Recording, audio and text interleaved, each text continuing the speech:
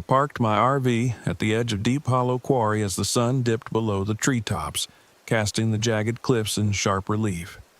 The vast pit stretched before me like a wound in the earth, its depths hidden in shadow. It was perfect. Quiet, remote, and untouched. A geologist's dream. I came here to rediscover what I loved about my work, to lose myself in the rocks and soil and forget the messy aftermath of my divorce. I unloaded my gear in the fading light, surveying the quarry. Old mining equipment, long abandoned, was scattered along the edges, rusted scaffolds, broken tracks, and the remnants of a collapsed shaft. A faint breeze carried the metallic tang of stone and something else, something I couldn't place. I brushed it off and got to work. It was the second day when I first heard the whistling. I had spent hours chiseling samples from the quarry walls, cataloging the striations in the rock. The rhythm of work had been calming, a return to what I knew best. But as the sun began to sink, a soft, high-pitched whistle broke through the stillness. I paused, the chisel poised mid-strike. The sound was faint but distinct, carrying on the breeze like a bird's call, but no bird I'd ever heard. It rose and fell in a deliberate pattern, almost musical. I scanned the quarry, my skin prickling. There was no one there. The sound grew louder as I packed my tools and made my way back to the RV. It seemed to follow me, echoing off the cliffs until I finally slammed the door shut and locked it. Inside, the silence returned, but I couldn't shake the feeling that I was being watched. The next morning, I met Cassie. I found her by the creek that wound through the forest near the quarry. She was crouched by the water, her camera clicking as she snapped photos of a heron perched on a rock. "Nice setup," I said, nodding toward her camera. She looked up, grinning. "Thanks. You camping near the quarry?" "Yeah," I said. "Geologist. Thought I'd check out the formations. What about you?" "Wildlife photographer," she said.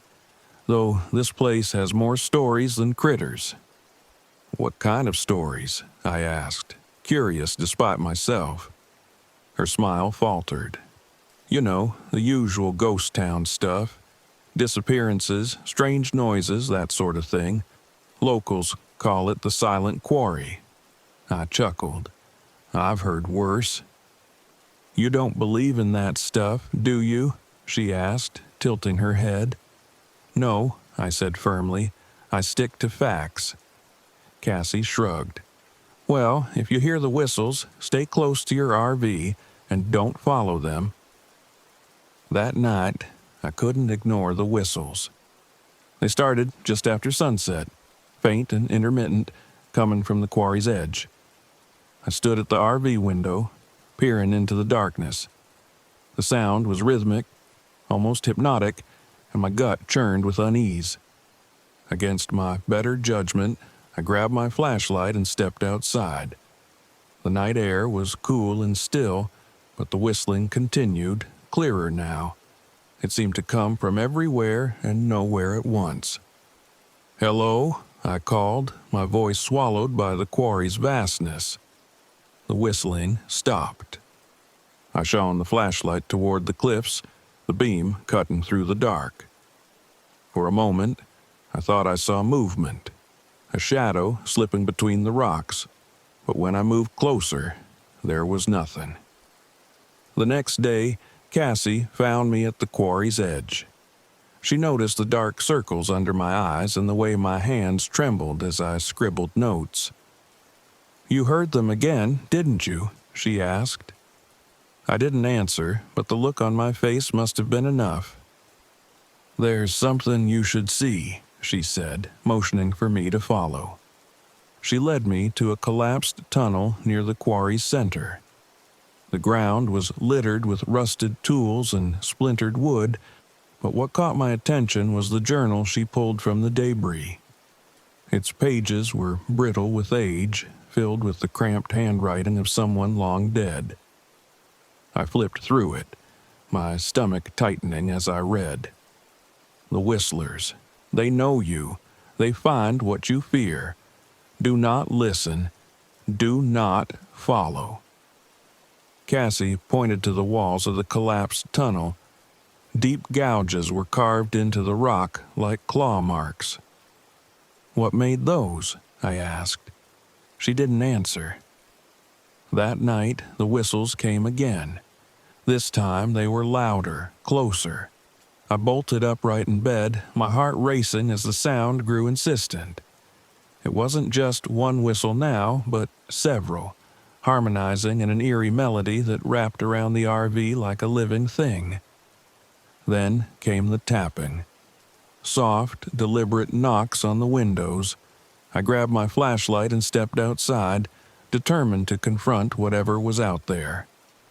The whistles stopped abruptly, leaving a suffocating silence in their wake. I turned, scanning the quarry. That's when I saw them. Figures stood along the quarry's edge, their shapes barely discernible in the moonlight. They were tall and thin, with elongated limbs and heads that tilted unnaturally. Their eyes glowed faintly, reflecting the light like a predator's. One of them raised a hand and pointed at me. I stumbled back into the RV, locking the door behind me. Cassie found me the next morning, pale and shaken. "They're real," I said, my voice hoarse. "The Whistlers. I saw them." "I know," she said, her expression grim, "and they won't stop until you leave. Or they take you." "Take me where?" I asked. "To the cavern," she said, "the heart of the quarry. It's where they live." Her words chilled me, but I wasn't ready to run. Not yet. We returned to the collapsed tunnel, this time armed with flashlights and rope. I wasn't sure why I trusted her. Maybe because she was the only one who seemed to understand. Together, we uncovered an entrance partially hidden by debris. The cavern was vast, its walls glittering with veins of quartz and something else, something darker. The air was thick and damp, carrying a faint, metallic smell. As we ventured deeper, the whistles began again, echoing off the stone in haunting waves. "They know we're here," Cassie whispered. The tunnel opened into a massive chamber. At its center stood a crude altar made of stone, surrounded by scattered bones and the remnants of old mining tools. The Whistlers' marks were everywhere, deep gouges carved into the walls and floor. "This is it," Cassie said, "their territory." Before I could respond, the whistles surged louder than ever. Shadows shifted along the chamber's edges, and the Whistlers emerged, their forms more distinct now. Their faces were gaunt and featureless, their mouths opening impossibly wide as the sound poured forth. "We need to go," I said, my voice shaking. Cassie nodded, but as we turned to flee, one of the Whistlers lunged, its long arms reaching for her. She screamed as it dragged her toward the altar. I didn't think, I just acted. Grabbing a rusted pickaxe from the ground, I swung it at the creature, the metal biting into its shadowy form. It let out a piercing shriek, releasing Cassie. She scrambled to her feet, and together we ran. The Whistlers gave chase, their whistles now a deafening cacophony. The walls seemed to close in, the air growing colder with every step. I could feel them just behind us, their presence pressing against my back. We reached the entrance and scrambled out, collapsing in the dirt as the whistles faded. The Whistlers didn't follow. Back at the RV, I packed my gear in silence. Cassie stood nearby, her expression unreadable. "You're leaving," she said. "You should too," I replied. This place isn't worth it." As I started the engine, she placed a hand on my arm. "Thank you for coming back for me." I nodded, unsure of what to say. As I drove away, the quarry disappeared in the rearview mirror, but the sound of the whistles lingered in my ears, a haunting reminder of what I'd left behind.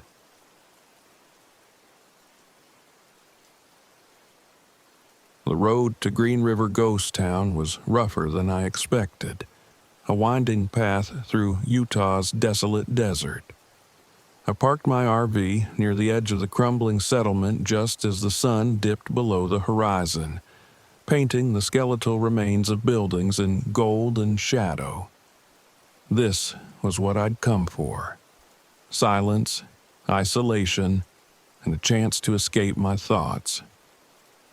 I stepped out, boots crunching on the dry earth. The town was eerily still, its wooden structures leaning with age. A saloon, a church, and a few scattered cabins dotted the landscape, their windows like empty eyes staring into the void. I adjusted my cap and took a deep breath, letting the emptiness settle over me. But it wasn't empty. Not entirely. I first met Old Tom in the saloon. It was one of the few buildings still standing, its warped floorboards groaning under my weight. Dust motes danced in the fading light, and behind the bar, a rusted lantern hung on a hook. Its cracked glass reflected the faint glow of the setting sun. "Not many folks come out this way," a voice rasped. I turned to see a grizzled man seated in the corner, his face half hidden beneath a wide-brimmed hat. He looked like he'd been part of the scenery for decades, his skin weathered and his hands calloused. "Didn't realize it was private property," I said. "Private? Nah." He chuckled, a sound like dry leaves rustling. "This place belongs to the dead now." He gestured toward the lantern. "You see that? That's the devil's lantern. Best you keep your distance." I frowned. The devil's lantern? Legend says it belonged to a miner, a foreman, they called him. After the collapse, he started roaming these parts, carrying that lantern and luring people to their deaths. They say it feeds on guilt, finds your darkest regrets and drags you down into the mine. I shook my head, smirking. "Sounds like a ghost story." Tom leaned forward, his eyes narrowing. "Ain't just a story, son. I've seen the light. It doesn't just take your body, it takes your soul." The air in the room felt colder. I muttered an excuse and left, the weight of his words pressing against my chest. That night, I lay awake in the RV, staring at the ceiling. The wind howled outside, rattling the windows, but beneath it, I swore I could hear something else. Faint footsteps circling the trailer. I sat up, heart pounding, and grabbed my flashlight. Outside, the desert was bathed in silver moonlight, the ghost town stretching into the darkness. Then I saw it. A flicker of light near the mine entrance. It was faint, just a pinprick in the distance, but it moved, swaying like someone carrying a lantern. I stepped out, the flashlight beam cutting through the dark. "Hello?" I called. The light vanished. The next morning, I met Callie. She was sitting on a rock near the church, a backpack at her feet and a battered journal in her lap. Her hair was messy, her clothes dusty, but her eyes sparkled with curiosity. "You're the guy in the RV, right?" she asked, smiling. "Yeah, Mark," I said. "You live out here?" "Something like that, just passing through." She gestured to the journal. "I'm documenting ghost towns, for research." "Research?" "Yeah, legends, stories, that kind of thing." Her expression turned serious. "Have you heard about the Devil's Lantern?" I hesitated, then nodded. Old Tom told me about it. Tom's still here? She raised an eyebrow. Huh, he's been here forever, knows more about this place than anyone. What do you know about it? I asked. She closed the journal, her smile fading. Enough to know you should leave. The lantern. It's not just a story. People come here and disappear. It finds them, and it doesn't let go. By the time night fell, I was on edge. I stayed in the RV, the windows locked and the curtains drawn, but sleep wouldn't come. Every sound made me jump, the creak of the wind, the faint scrape of sand against metal. Then came the footsteps. They were deliberate, slow, circling the RV like a predator sizing up its prey. I held my breath, gripping the flashlight tightly. And then a knock. 3 sharp raps on the door. I didn't move. "Mark," a voice called. It was soft, almost soothing, but it wasn't mine. "Mark, it's Callie. Open the door." I froze. Callie wouldn't be out here at this hour, would she? The knock came again, louder this time. "Let me in, Mark. It's not safe out here." I didn't answer. The voice stopped, replaced by a low, guttural growl that made my skin crawl. By morning, I knew I had to leave. The RV wouldn't start. No matter how much I tinkered with the engine, it sputtered and died. The fuel tank was full, but it was as if the vehicle itself refused to move. "You're not going anywhere," Callie said, appearing out of nowhere. I turned to her, my frustration boiling over. What the hell is happening here? "It's the lantern," she said simply. "It's chosen you." "That's insane." "Is it?" she asked, her tone sharper. "You saw the light, didn't you? Once you see it, it doesn't stop. It finds what you're running from, and it uses it against you." I shook my head, stepping away. "I don't believe in ghosts." "Maybe you should," she said softly. That night, I went to the saloon. The lantern was still there, hanging from the hook, its glass cracked but glowing faintly. I reached for it, and the moment my fingers brushed the handle, a wave of heat shot up my arm. The room dissolved around me, replaced by fire and smoke. I was back in the burning house, the flames roaring as I shouted for the little girl who didn't make it out. Her scream pierced the air, a sound I'd never forget. "You couldn't save her," a voice whispered. I spun around, but there was no one there. "You let her die." I staggered out of the saloon, clutching the lantern. Callie was waiting, her face pale. "What are you doing?" she demanded. "I'm ending this," I said, my voice trembling. She followed me to the mine entrance, the ground crunching under our boots. The air grew colder as we approached, the darkness inside the mine pressing against us. "This won't work," Callie warned. "It has to," I said, stepping into the void. Inside the mine, the air was thick with dust and the weight of history. I placed the lantern on the ground, its glow illuminating the jagged walls.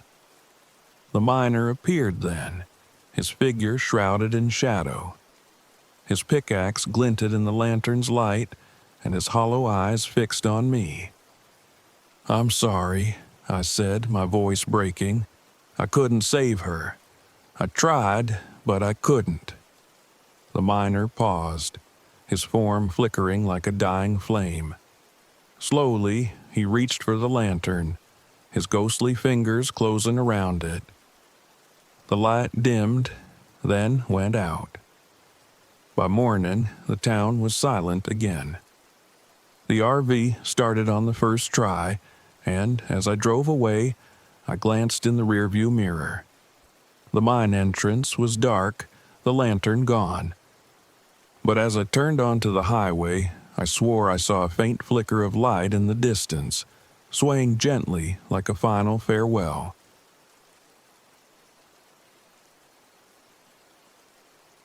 I pulled my RV into the campsite at the edge of Shenandoah National Park just as the sun dipped below the horizon. The towering trees stood like sentinels, their dark silhouettes framed by a crimson sky. It was quiet, almost unnaturally so. That should have been a comfort. After all, I was here to escape, but instead it made me uneasy.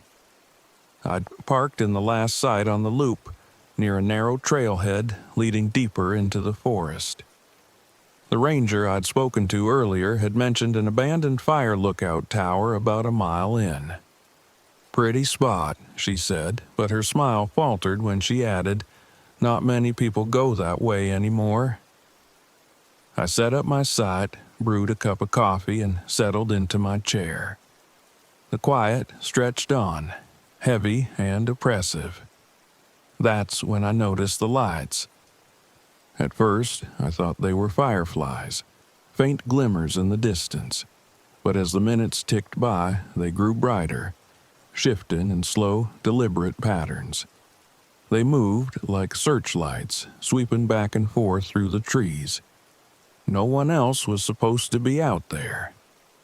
I watched the lights for an hour before retreating inside the RV. I told myself it was hikers or kids messing around, but the unease lingered, gnawing at the edges of my mind. The next morning, I was finishing my second cup of coffee when someone called out, "Morning." I turned to see a young man walking toward my site, waving cheerfully. He was lean, with a mop of messy brown hair and a Park Service patch sewn onto his jacket. "I'm Connor," he said, extending a hand. "I'm interning with the Park Service." I shook his hand. "Mark, what brings you out here?" "Lights," he said, his grin faltering. "We've had some reports about strange ones near the old fire tower. You seen anything?" I hesitated, glancing toward the woods. "Yeah, last night. Thought it was hikers." Connor shook his head. "No one's supposed to be out there. It's been abandoned for decades. Locals call it the Night Watcher." He laughed nervously, like he wasn't sure if the joke would land. "Creepy, right?" "What's the story?" I asked, more curious than I wanted to admit. "Just old campfire stuff," he said, shifting his weight. "Something about the tower being haunted. People see lights, hear voices, stuff like that. Probably nothing, but I'm supposed to check it out." He paused, studying me.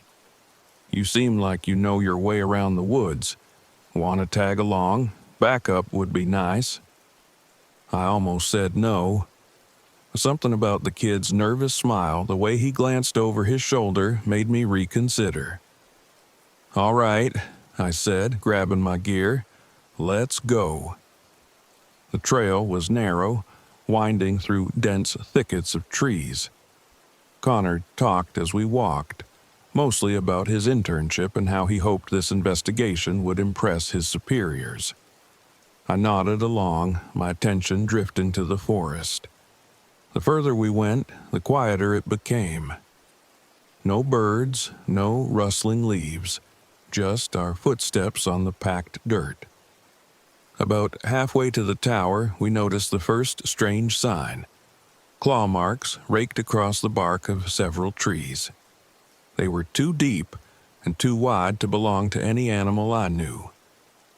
Connor crouched to examine one of the marks. "Bear, maybe?" "Bears don't mark trees like this," I said, glancing around. The stillness was starting to unnerve me. "We should keep moving." The second sign came minutes later, a patch of scorched earth surrounded by perfectly green grass. It looked like someone had set a campfire directly on the ground, but there were no ashes, no debris, just a blackened circle.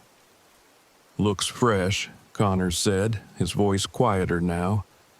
We pressed on, By the time we reached the fire tower, the air was heavy, like the forest was holding its breath. The tower loomed above us, its wooden frame weathered and splintered. The door at the base hung open, creaking softly in the breeze. Connor hesitated, but I gestured for him to go in. "After you." Inside, the air was stale, tinged with the smell of mildew. Dust-covered stairs spiraled upward, and the dim light filtering through the cracked windows made it hard to see. As Connor poked around, I found a backpack shoved into a corner. It was old, the fabric brittle and stained, but it still held a flashlight and a journal. I flipped through the journal, the pages yellowed and warped. The handwriting was shaky, the words frantic. "I can see them. They're watching me. The lights." The entries grew shorter, more desperate. The last one read, "They're here. I can't leave." "Mark," Connor called from upstairs, his voice tight. "You might want to see this." I climbed the stairs, the boards creaking under my boots. At the top, Connor stood by the observation window, staring out into the woods. "The lights," he said, pointing. They were back, brighter now, swirling in slow, deliberate patterns. But they weren't just lights, they were shapes. Humanoid figures made of pure, glowing energy. They moved with unnatural grace, circling the base of the tower. "What the hell are those?" Connor whispered. "I don't know," I said, my throat dry. The lights began to pulse, growing closer. The tower shook, the windows rattling in their frames. "We need to go," I said, pulling Connor toward the stairs. We reached the base, but when we stepped outside, the forest wasn't the same. The trees were twisted, their trunks gnarled and bent. The trail we'd followed was gone, replaced by a dense wall of branches. "We're trapped," Connor said, his voice shaking. "No," I said, gripping his shoulder. "We keep moving." We pushed through the underbrush, the lights trailing us like predators. The forest seemed to shift around us, the path twisting back on itself. And then came the voices. At first, they were faint whispers, like the wind brushing through the trees. But soon, they grew louder, more distinct. They weren't random, they were ours. "Mark," my own voice called, "you failed." I froze, my chest tightening. Connor looked at me, panic in his eyes. "Did you hear that?" "Yes," I said, forcing myself to keep moving. "Ignore it." But the voices didn't stop. They mocked and taunted, dredging up old memories I'd worked hard to bury. The day I failed to save a boy in cardiac arrest. The way his mother looked at me, pleading for a miracle I couldn't give. Connor wasn't doing any better. He stumbled, muttering under his breath. "I'm not good enough. They're going to fire me." "Connor, focus," I snapped. "It's not real." "They know," he said, his voice cracking. "They know everything." The lights flared suddenly, blinding us. When my vision cleared, the Watcher was there. It stood at the edge of a clearing, its form glowing and humanoid but impossibly tall. Its head tilted as if studying us, and the air around it buzzed with static. It took a step forward, the ground trembling beneath its feet. "Run," I said, grabbing Connor's arm. We sprinted through the forest, the Watcher gliding behind us, its light casting long, twisted shadows. The voices grew louder, overlapping in a chaotic hum. Connor tripped, and I hauled him to his feet, my muscles burning with effort. "Up there," he gasped, pointing to a rise in the ground. We scrambled up the slope, emerging onto a rocky outcrop. The Watcher stopped at the edge of the clearing, its glowing eyes fixed on us. I pulled out my flashlight, fumbling to switch it on. "What are you doing?" Connor asked, panic rising in his voice. "Distracting it," I said. "Shine your light. Make it move." Connor hesitated but followed my lead. We aimed our flashlights at the watcher, flicking them on and off in erratic patterns. The beams cut through the mist, and the watcher recoiled, its form flickering like a dying bulb. It let out a low, guttural sound, retreating into the woods. We didn't stop running until we reached the campsite. The forest seemed to breathe again, the oppressive stillness lifting. Connor collapsed onto the ground, his chest heaving. "You saved us," he said, his voice barely audible. I shook my head. "We saved ourselves." The next morning, as I packed my RV, I caught a glimpse of the tower in the distance. A faint light flickered at its top, steady and unyielding. The watcher was still there, waiting. As I drove away, I realized I wasn't running from failure anymore. The watcher had forced me to confront it, and though I couldn't change the past, I could choose what came next. I could keep moving. Some things in the dark want you to stop. The trick is to never let them.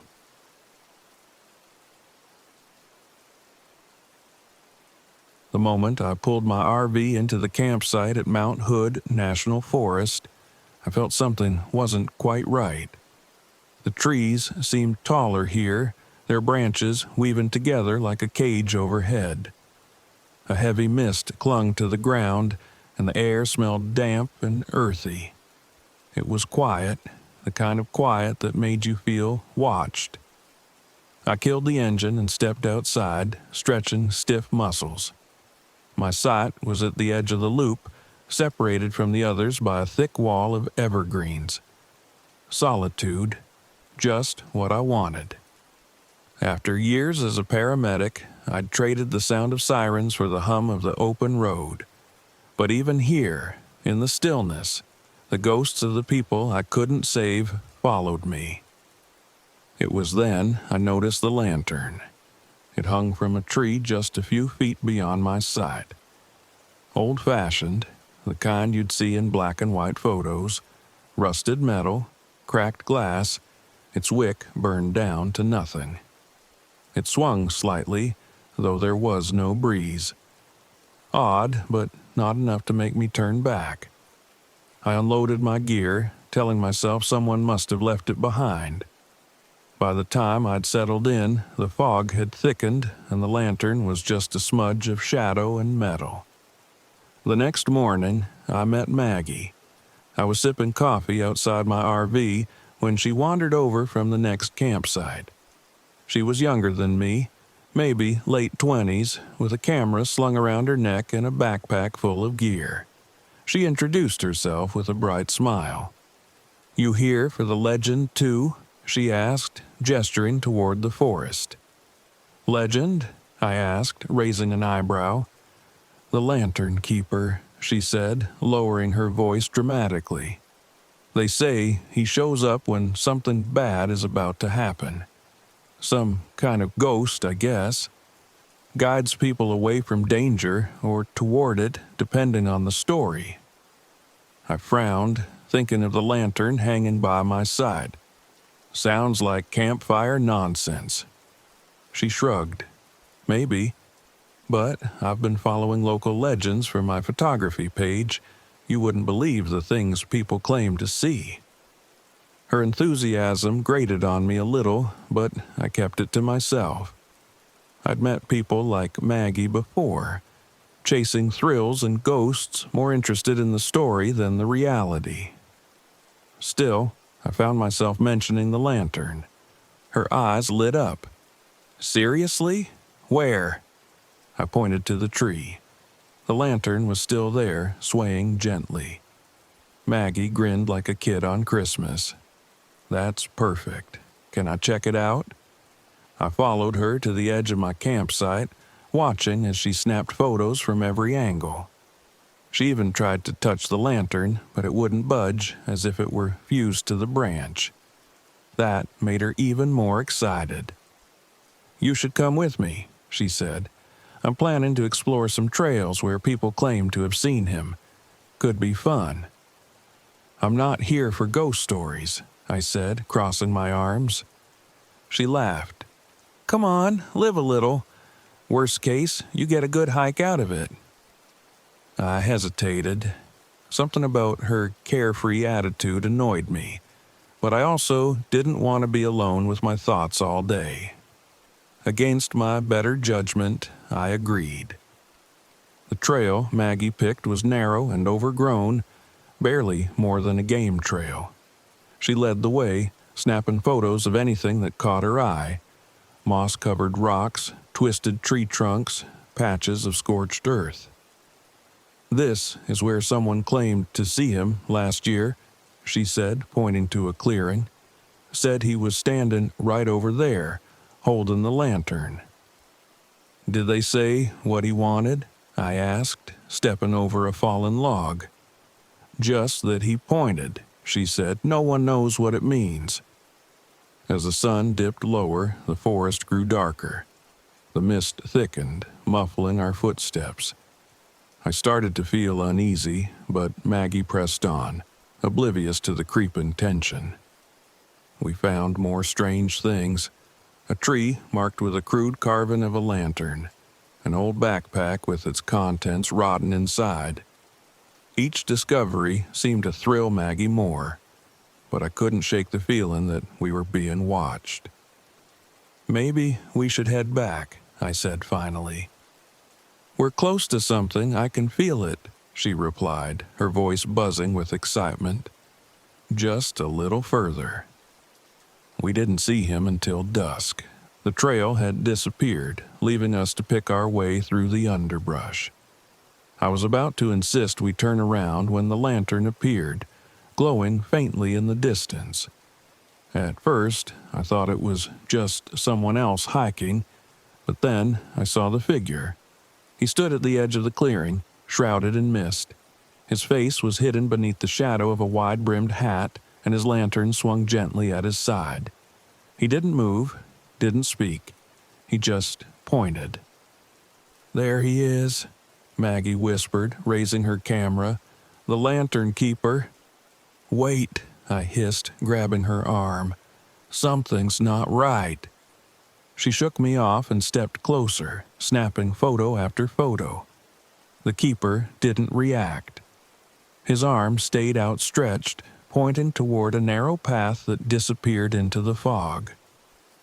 "He's showing us something," Maggie said, her voice trembling with excitement. "Or warning us," I said. My gut twisted, every instinct screaming for me to leave. But Maggie ignored me, stepping toward the path. "Maggie, stop," I called, but she was already moving. The path was overgrown and treacherous, the ground soft and uneven. Maggie pushed ahead, her flashlight cutting through the mist. I followed reluctantly, my nerves on edge. That's when I noticed it, the faint groan of wood above us. I stopped, shining my flashlight upward. A massive, dead tree loomed overhead, its trunk split and leaning precariously. The keeper was still there, standing just behind Maggie, pointing at the tree. "Maggie, get back," I shouted. She turned, confused. The groan turned into a crack, and the tree began to fall. I lunged forward, grabbing her and dragging her out of the way as the trunk crashed to the ground with a deafening roar. When the dust settled, the keeper was gone. Back at camp, Maggie was shaken but grateful. She replayed the events over and over, trying to make sense of them. "He was warning us," she said, scrolling through her camera. "He knew the tree was going to fall." "Or he was leading us there," I muttered. "You said the stories go both ways." Maggie shook her head. "No, he saved us. Look." She turned the camera toward me, showing a photo of the keeper. His figure was faint but visible, his lantern glowing brightly. It was enough to make my skin crawl. I didn't see the keeper again that night, but the lantern stayed, swaying gently in the breeze. In the morning, as I packed up to leave, I found it hanging from the awning of my RV. The glass was cracked and the wick was still burned down to nothing, but its light was extinguished. I don't know if the lantern keeper was warning us or testing us, but I do know one thing. Some signs are meant to be heeded, whether you understand them or not.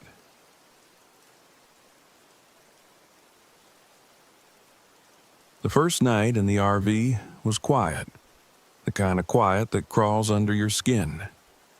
I was parked at a small campsite near Carlsbad Caverns National Park, nestled in the dry, rocky hills of New Mexico. The air smelled of sage and dust, and the stars were sharp against the black sky. I wasn't here to be inspired. I wasn't here for peace. I was here because I needed something. A story. A reason to care about writing again. Freelance work had dried up, and every pitch I'd made in the last 6 months had been rejected.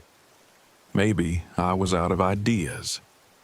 Maybe I'd lost my edge. Either way, I was desperate. That desperation led me here, alone, hoping the endless desert and ancient caves might spark something. I'd read about the caverns. Tourists flocked to them every year, marveling at the massive underground chambers.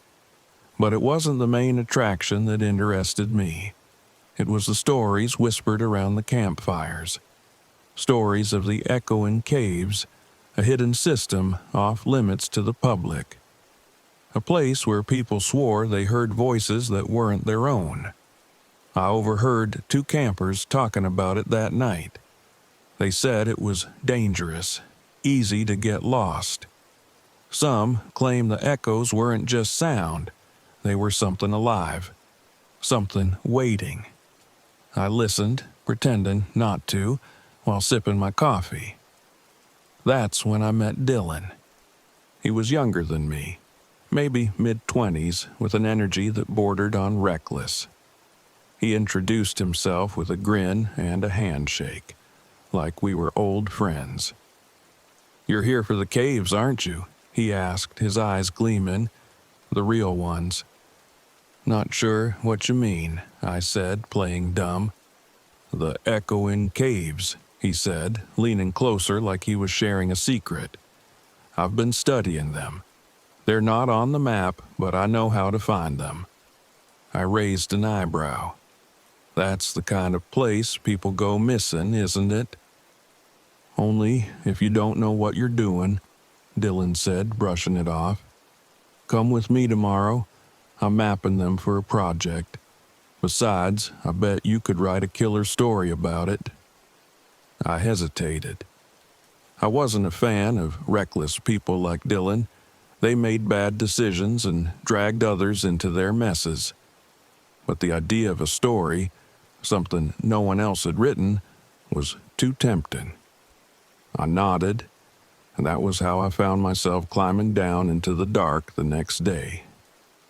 The entrance to the echoing caves wasn't marked, just a narrow fissure in the rock hidden behind a ridge.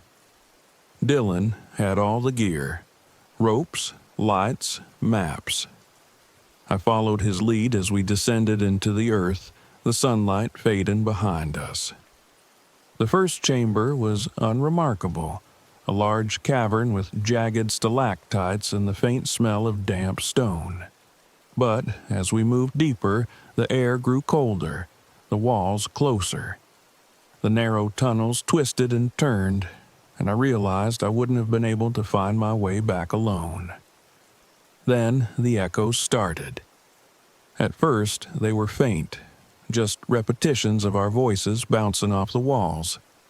Dylan's laugh, my footsteps, the occasional curse when we tripped over loose rocks. But the deeper we went, the stranger they became. The echoes didn't line up anymore. I'd say something and the cave would repeat it seconds later, distorted and wrong. "You hear that?" I asked, shining my flashlight at the uneven walls. Just sound bouncing around, Dylan said, though his voice lacked its earlier confidence. These caves are full of weird acoustics. We pressed on. The tunnels opened into another chamber, this one smaller, with carvings on the walls. Strange symbols, like spirals and jagged lines, etched into the stone. Dylan ran his fingers over them, frowning. "These aren't natural," he said, "but they're not like anything I've seen before. Could be something ancient." I wasn't listening. My flashlight beam had landed on a backpack near the far wall, half covered in dust. I crouched and unzipped it. Inside were a notebook, a flashlight with dead batteries, and a water bottle. The notebook's pages were brittle and yellowed, filled with frantic handwriting. I hear them. They know I'm here. The echoes aren't just sound. They're watching. They're waiting. The final entry stopped mid-sentence.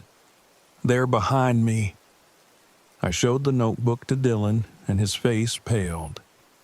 "Probably just some camper who got freaked out," he said, though he didn't sound convinced. We left the chamber, but the echoes followed us. They were louder now, overlapping with our voices, twisting them into something unnatural. I stopped speaking entirely, but I still heard my voice calling my name. "Ryan." It was faint but clear, unmistakably mine. Dylan turned to me, wide-eyed. "Was that you?" I shook my head. "Let's head back." Dylan hesitated. "We're close to something, I can feel it." "Dylan, we need to leave." "Now." But he ignored me, moving deeper into the tunnels. I followed reluctantly, every instinct screaming at me to turn around. The air felt heavier, like the cave itself was pressing against us. The light from my flashlight flickered, and I saw shadows moving just beyond its beam. When we reached the next chamber, I knew we'd gone too far. It was massive, the largest space we'd seen yet. A still pool of water sat at its center, black and mirror-like. The echoes here were deafening, not just sounds, but voices. Ours, distorted and overlapping, mixed with words I didn't understand. The walls seemed to pulse, and the air buzzed with static. Dylan stepped toward the pool, his face slack like he was in a trance. "Don't," I said, grabbing his arm. "We're leaving." "I have to see," he said, shaking me off. "It's calling me." "What's calling you?" I asked, but he didn't answer. He knelt by the edge of the pool, peering into the water.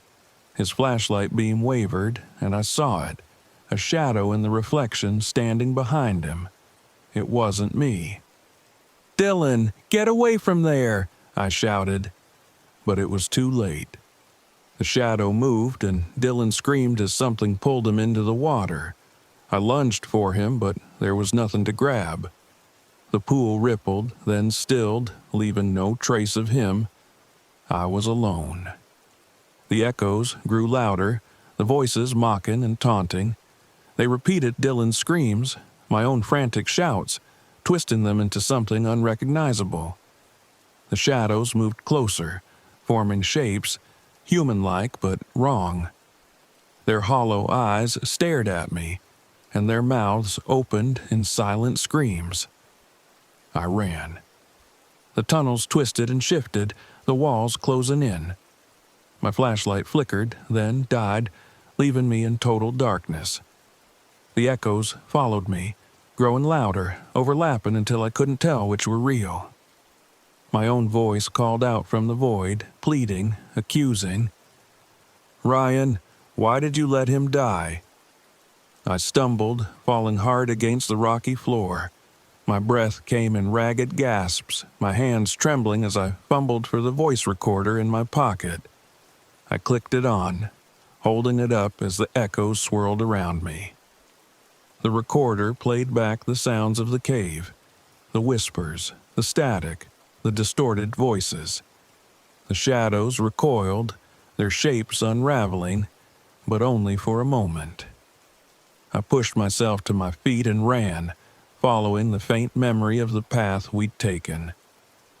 The light of the entrance appeared ahead, faint but real.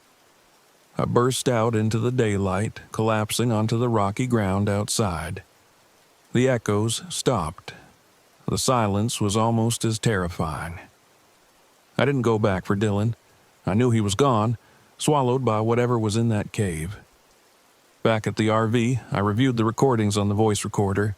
The echoes were faint now, but one stood out, a whisper, clear and deliberate. Don't listen to them. I don't know if it was Dylan or something else, but I wrote it all down, every detail. The world deserves to know what's waiting in the dark, even if the echoes follow me forever.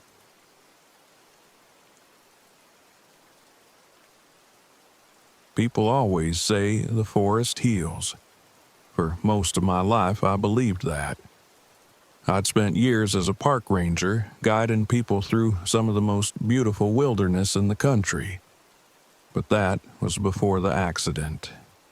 Before the storm, the fall, and the one rescue I couldn't finish.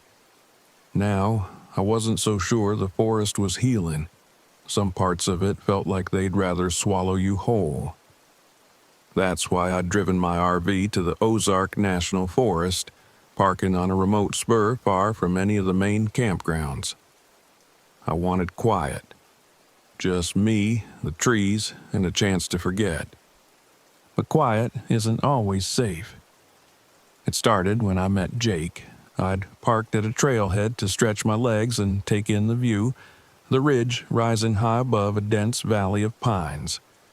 I didn't expect company, but Jake came barreling out of the woods, grinning like he'd just hit the jackpot. He was younger than me, early 30s maybe, wearing a beat-up jacket and a wide-brimmed hat. He carried a shovel slung over one shoulder and a rolled-up map in the other hand. "You out here for the trail?" he asked. I shook my head. "Just camping." "Good spot for it," he said, then held up the map. "I'm looking for something." "What kind of something?" His grin widened. "Treasure." I couldn't help but laugh. "You're joking." "Nope, it's real," he said, unrolling the map. "Ever heard of Dead Man's Trail?" I frowned. The name sounded familiar, something about an old outlaw named Harland Graves. "It's a legend," I said. Jake's eyes gleamed. "Legends start somewhere. Graves was real, and so's his treasure. It's out here, buried in this forest." "Good luck with that," I said, turning to leave. But he wasn't done. "Come with me. It'll be safer with two of us." I hesitated. I didn't want company, let alone some treasure hunter chasing a fairy tale. But something about the way he said safer gave me pause. "What do you mean, safer?" I asked. Jake's grin faltered. "The trails, strange. People say the forest plays tricks out here. Landmarks move, time slips. I've seen some weird stuff myself." I should have walked away. But my curiosity got the better of me. We set out that afternoon, following Jake's hand-drawn map. The forest was dense, the trail barely a suggestion beneath layers of fallen leaves. The deeper we went, the quieter it got. No birds, no insects, just the crunch of our boots and the occasional rustle of wind through the branches. "This place gives me the creeps," Jake admitted, "but it's worth it." "For what? A box of gold?" "More than gold," he said. "Graves robbed banks, stagecoaches, trains, you name it. They say he buried it all out here after his gang turned on him." "And then what? He died?" "Yeah, shot in the back by his own men, but they never found the treasure, just his body. I shook my head. You know how many stories like that I've heard? 99% of them are fake. Jake didn't seem to hear me. He was staring at something ahead, a tree with a caravan on its trunk. A crude skull, its mouth stretched into a jagged grin. That wasn't on the map, Jake said. The carving looked fresh, the edges of the cuts clean. I ran my fingers over it, the bark rough and cold. Probably just some prank, I said, though my gut twisted. The trail grew harder to follow as we went on. The trees seemed closer, the underbrush thicker. Jake's map became useless. The landmarks it described nowhere to be found. By late afternoon, the sun was already sinking, casting long shadows through the forest. We should turn back, I said. No way, Jake snapped. We're close. I can feel it. That's when I saw the first one. A figure, pale and translucent, standing among the trees. At first, I thought it was a trick of the light, but then it moved, slowly, unnaturally, as if gliding rather than walking. Jake, I whispered. What? I pointed, but the figure was gone. What did you see? He asked. Nothing, I lied. We found the campsite near dusk, or what was left of it. A torn tent lay half buried in the dirt, its fabric shredded. A rusted lantern sat beside a fire pit, its glass cracked. Scattered around were empty cans, a boot, and a journal, its pages damp and curling. Jake picked it up, flipping through the entries. I hear them at night, he read aloud. They whisper, telling me to dig. I know it's close, but the forest, it's watching me. Put that down, I said, a chill running through me. Jake ignored me, stuffing the journal into his pack. It's proof, he said. We're on the right track. That night, the forest came alive. The wind howled through the trees, carrying whispers that seemed to come from every direction. I lay in my sleeping bag, staring at the RV's ceiling as the voices grew louder. They weren't words exactly, more like a guttural chant, rhythmic and relentless. Then I heard my name. Grant. I bolted upright, my heart pounding. The voice was soft, distant, but unmistakable. I grabbed my flashlight and stepped outside. The forest was still, the moon casting a pale glow over the campsite. Jake was nowhere to be seen. Jake? I called. No answer, just the whispers. I followed the sound, the beam of my flashlight cutting through the darkness. The voice grew louder, leading me to a clearing where Jake stood frozen, his shovel clutched in his hands. What are you doing? I asked. He didn't respond. His eyes were wide, staring at something in the distance. I followed his gaze and saw it. A tree, its roots gnarled and twisted with a mound of freshly disturbed earth at its base. Jake dropped to his knees, digging frantically. "Help me!" he shouted. I hesitated, every instinct screaming at me to turn back. But I couldn't leave him. We unearthed a rusted lockbox, its hinges corroded but intact.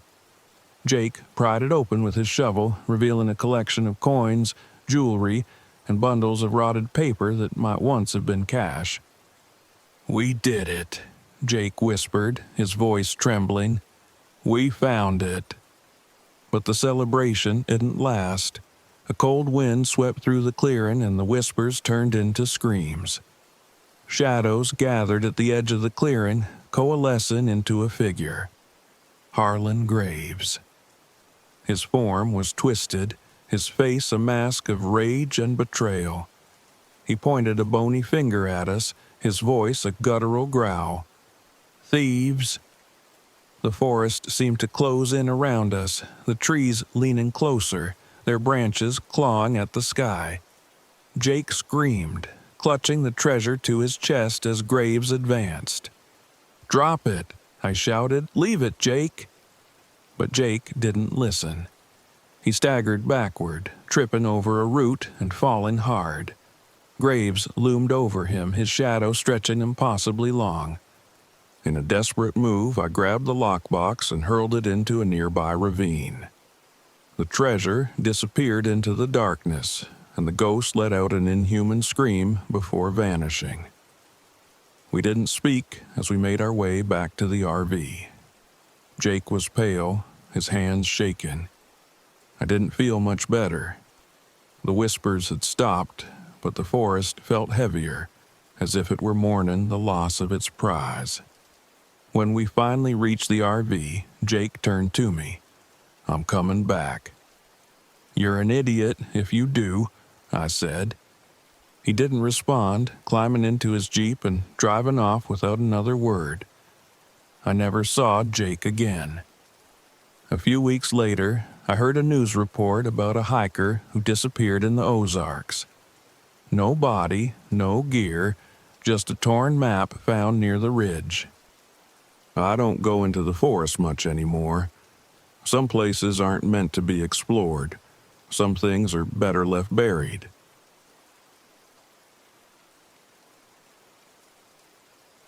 They called it Devil's Ridge for a reason.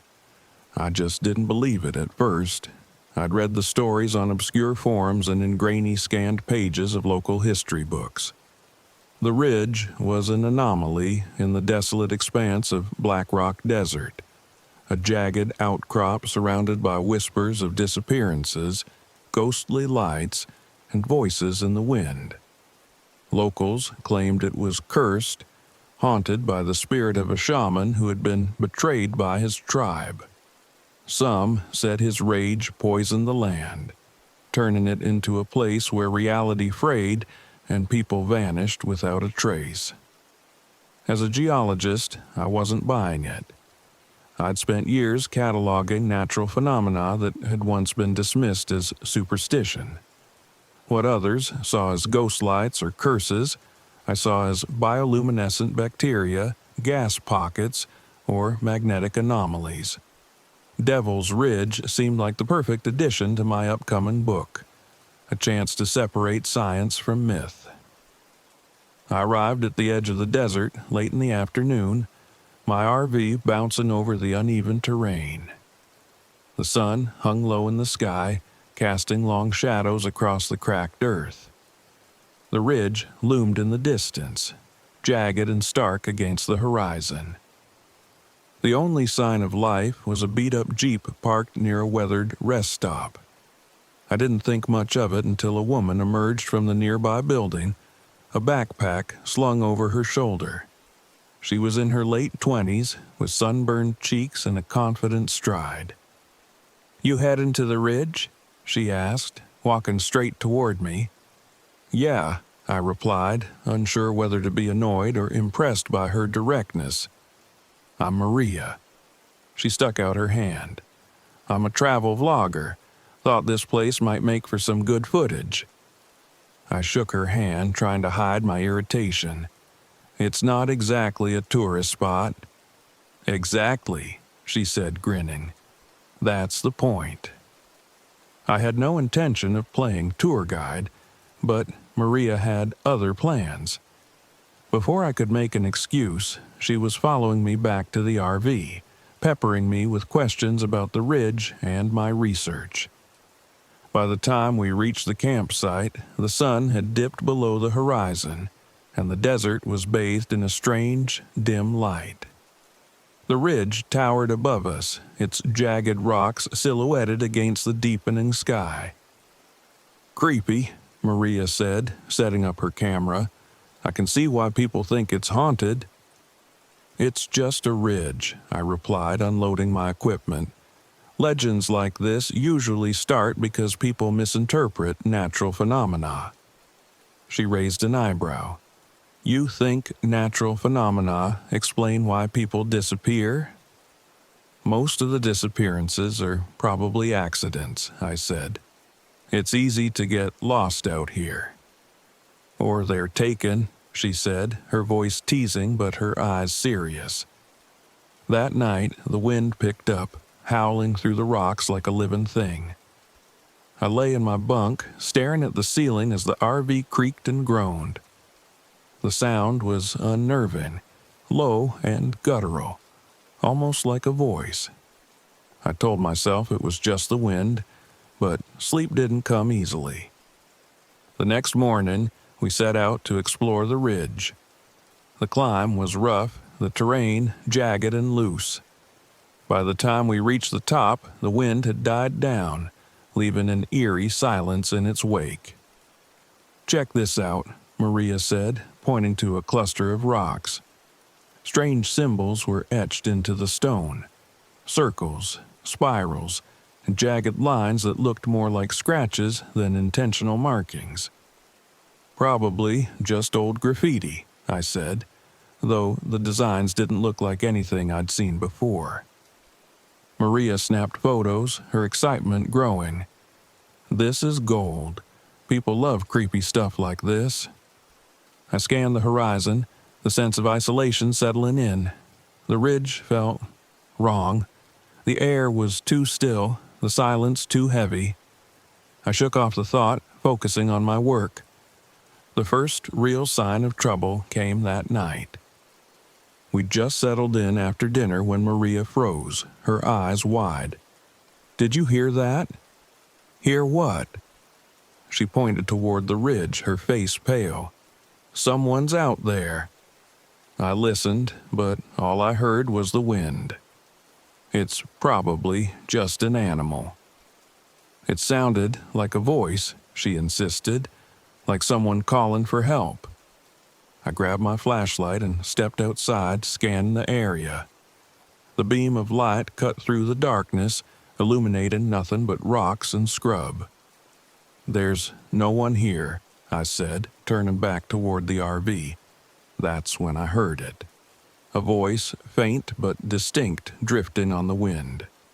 "Help!" Maria's face went white. "I told you." "It's probably an echo," I said, trying to stay calm. "The wind can carry sound in weird ways." But I didn't believe it. Not really. The next morning, I woke to find a strange mark on my arm.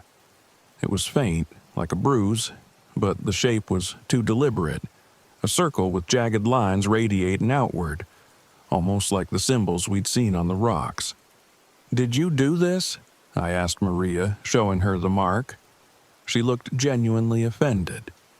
"Why would I do that?" I didn't have an answer. The mark tingled, a dull ache spreading through my arm. I shook it off, telling myself it was just a coincidence. As the day went on, the atmosphere grew heavier. The wind returned, carrying strange, guttural sounds that set my nerves on edge. Maria grew quieter, her usual enthusiasm replaced by a tense unease. "Let's just pack up and go," she said as we returned to the RV. "We've got enough footage." "We've barely scratched the surface," I said. "I need more data." She gave me a hard look. "Is it really worth it?" That night, the whispers returned, louder this time. They drifted through the RV, circling like predators. Maria huddled in her bunk, clutching her camera, while I tried to ignore the growing sense of dread. The next morning, we discovered we couldn't leave. No matter how far we drove, the path always looped back to the ridge. The landscape twisted around us, the horizon shifting until we ended up where we started. Maria's panic was palpable. "What the hell is going on?" "I don't know," I admitted. "Maybe we're disoriented." She grabbed my arm, her eyes wide. "We're not disoriented. Something's keeping us here." That evening, we saw it. A flickering figure at the edge of the ridge, its form shadowy and indistinct. It didn't move, didn't speak, but its presence was suffocating. "The shaman," Maria whispered. "It's real." I didn't respond. I couldn't. My rational mind fought against the evidence, but deep down, I knew she was right. The final confrontation came that night. The figure appeared again, closer this time. It beckoned to us, its shadowy form flickering like a dying flame. Maria grabbed my arm, her voice trembling. "Don't follow it." But I couldn't look away. The figure's presence was magnetic, pulling me toward the edge of the ridge. I stumbled forward, the whispers rising to a deafening roar. "Nathan, stop!" Maria shouted, grabbing my arm. The figure turned its attention to her, its form shifting into something more human. It looked like her, a perfect mirror image. "Maria," it said, its voice soft and coaxing, "you belong here." Maria screamed, and I snapped out of my trance. Grabbing the flare gun from my pack, I aimed it at the figure and fired. The flare exploded in a burst of red light, and the figure recoiled, its form dissolving into the night. We didn't wait to see if it would return. We drove through the night, the landscape finally shifting back to something familiar. When we reached the main road, neither of us spoke. The ridge loomed behind us, its jagged silhouette burned into my memory. I never wrote about what happened. Maria quit vlogging, and I abandoned my research into Devil's Ridge. But sometimes in the quiet moments, I hear the whispers again. And I know the shaman is still out there, waiting for its next victim.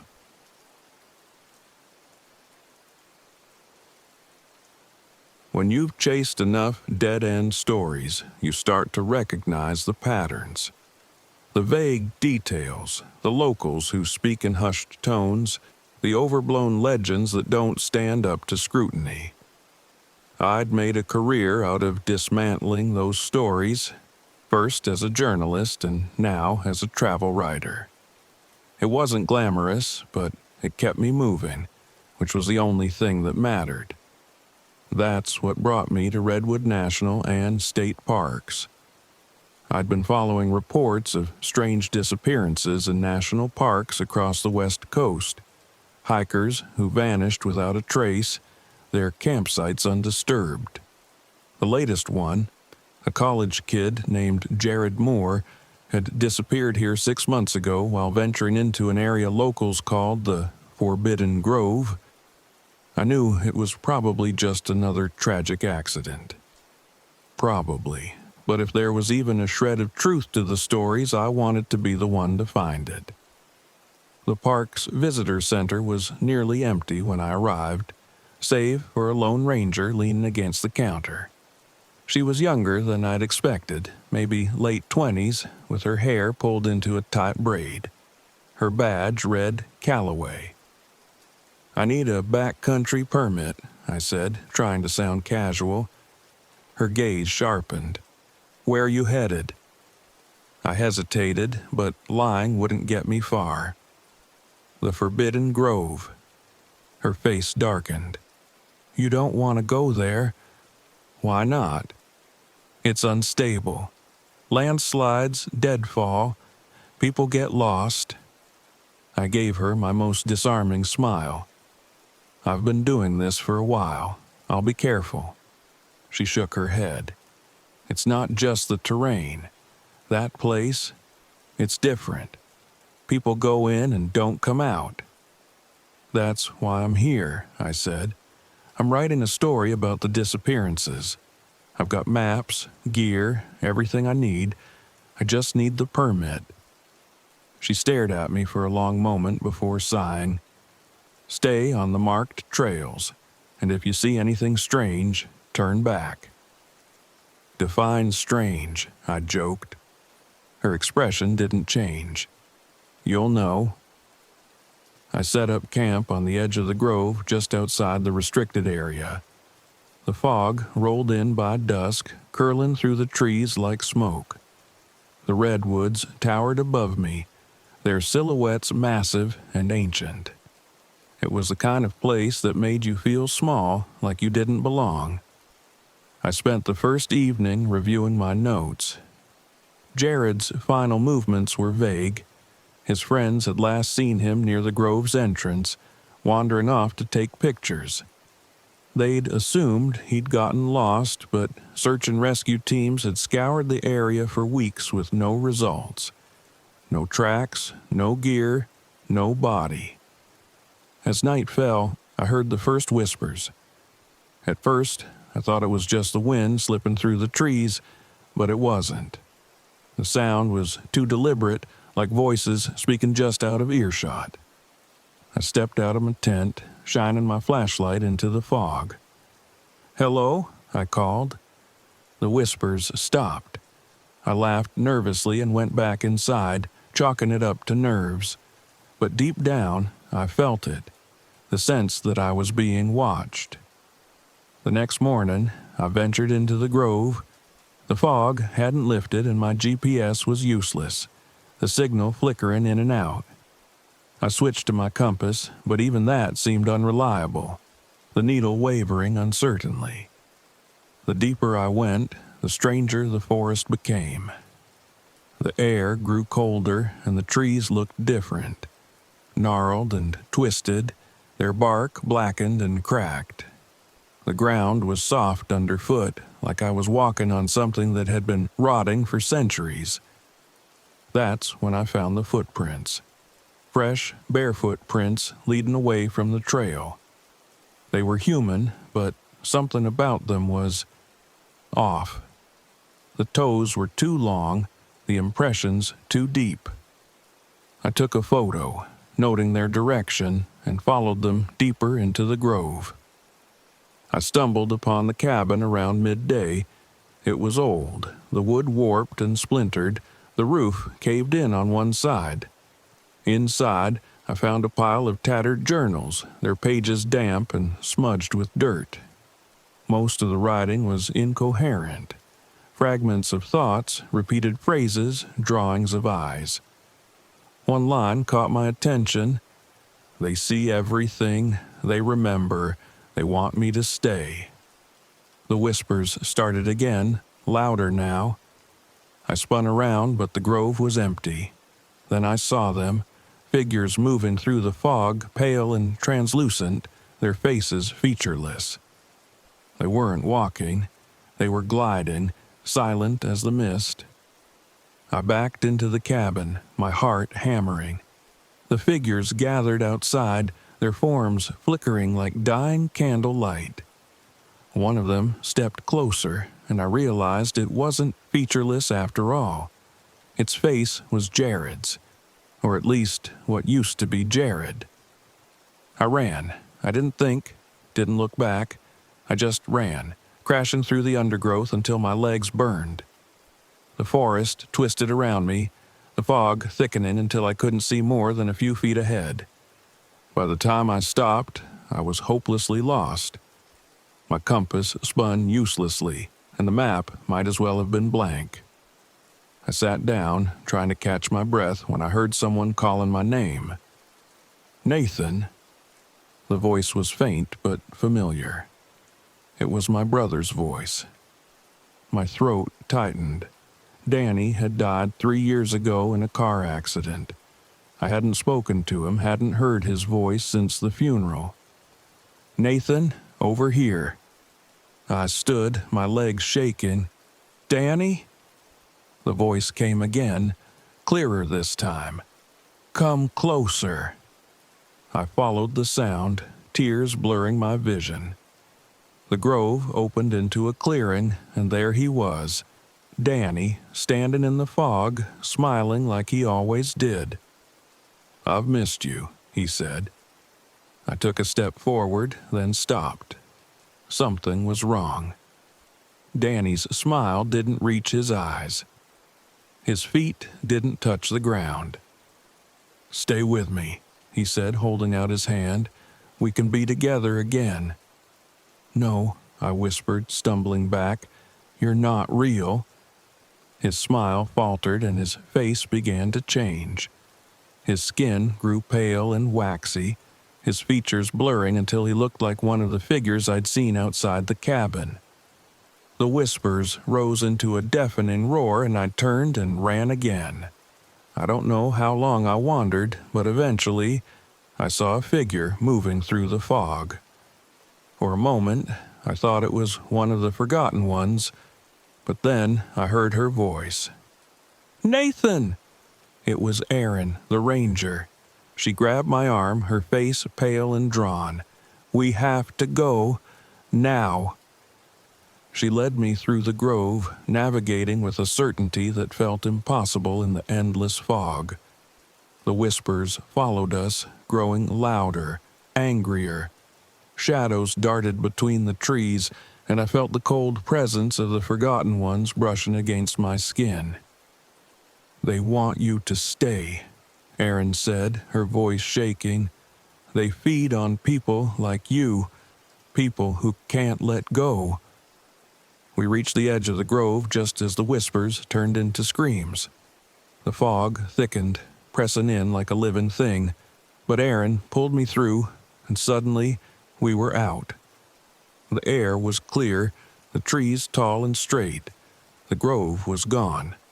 Back at the visitor center, Erin sat me down and handed me a cup of coffee. Neither of us spoke for a long time. Finally, she said, "I told you to stay out." "I thought it was just a story," I muttered. She shook her head. "It's real. The grove remembers everyone who's ever disappeared there. They're still in there, waiting for more." I nodded, unable to speak. I still don't know how I made it out, but as I left the park, I glanced in my rearview mirror and saw something in the trees, a pale, translucent figure watching me go. They let me leave, but I know they're not finished. Not yet.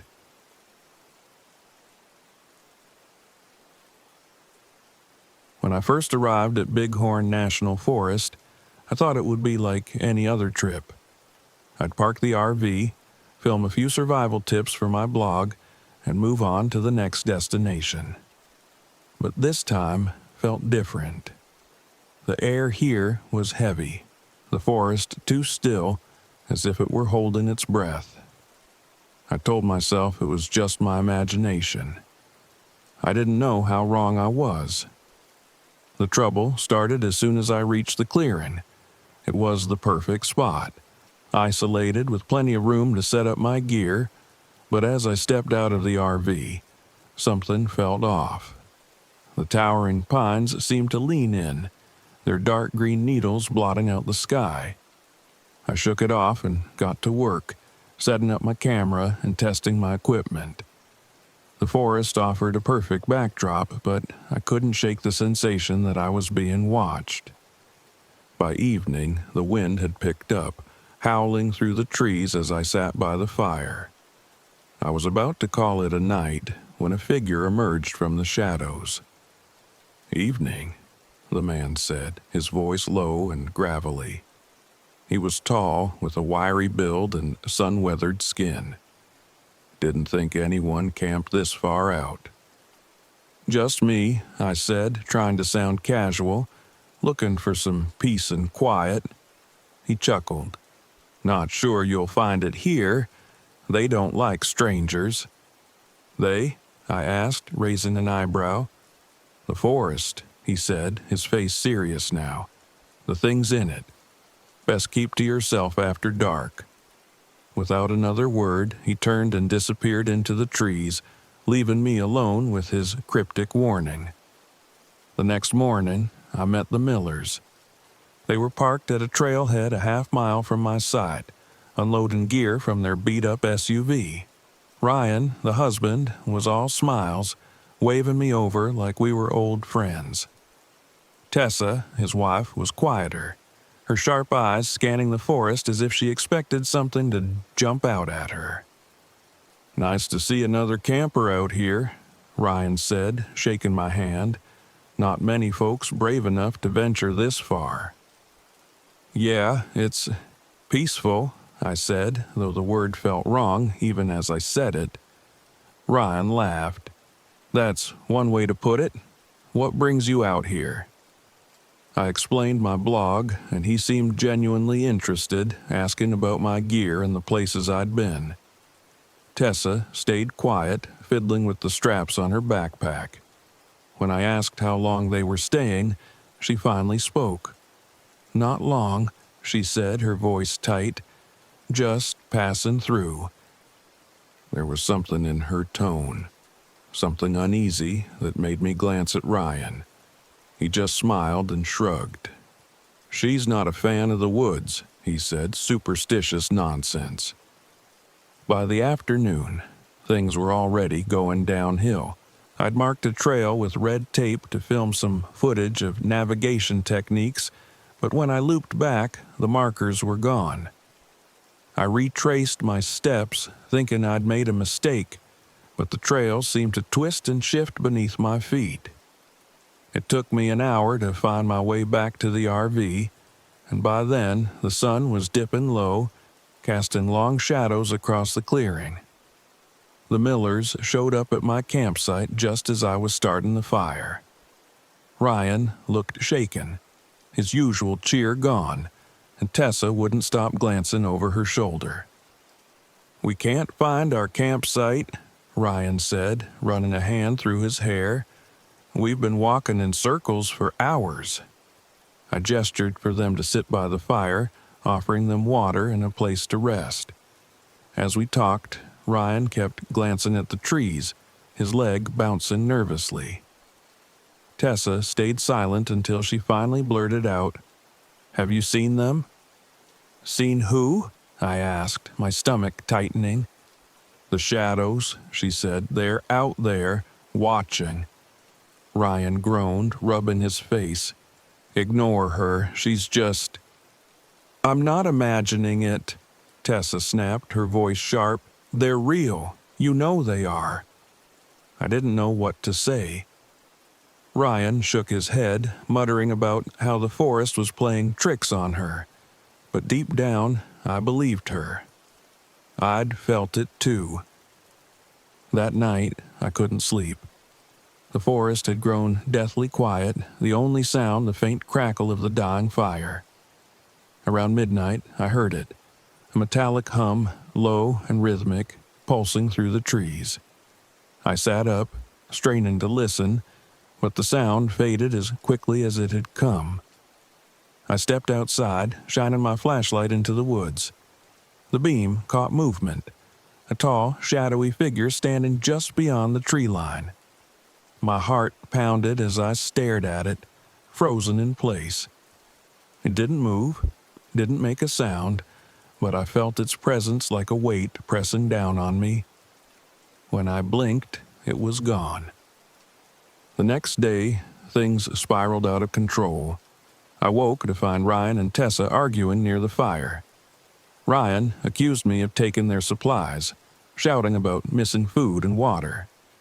Tessa just stared at me, her eyes hollow, her face pale. "I didn't touch your stuff," I said, trying to stay calm. "Maybe you left it behind when—" "Don't lie to me," Ryan snapped, his voice cracking. "You've been sneaking around, haven't you?" Before I could respond, Tessa collapsed. She fell to her knees, clutching her head and muttering, "I feel empty. So empty." Ryan knelt beside her, his anger replaced by panic. "Tessa? Hey, come on, stay with me." I didn't know what to do. The shadows, the hum, the way the forest seemed to twist and shift, it was all too much. And then I realized I couldn't remember why I'd come here. My blog, my gear, it all felt distant, like a fading dream. Emma appeared that evening, stepping out of the forest as if she'd been waiting for the perfect moment. She was older than I'd expected, her face lined but her eyes sharp. "You've seen them, haven't you?" she asked, her voice low. "The shadows?" I said. "What are they?" "They're not shadows," she said, glancing at the trees. "They're harvesters. They take what makes you human, your memories, your emotions, and leave you hollow. They've been here longer than we have."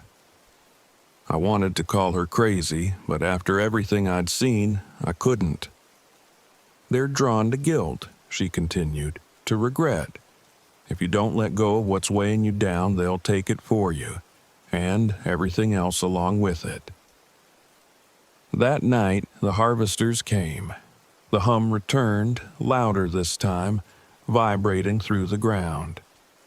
I stepped outside to find the shadows surrounding the clearing, their elongated forms shimmering in the moonlight. Ryan stood in the center, staring blankly into the distance while Tessa was nowhere to be found. "Ryan!" I shouted, but he didn't respond.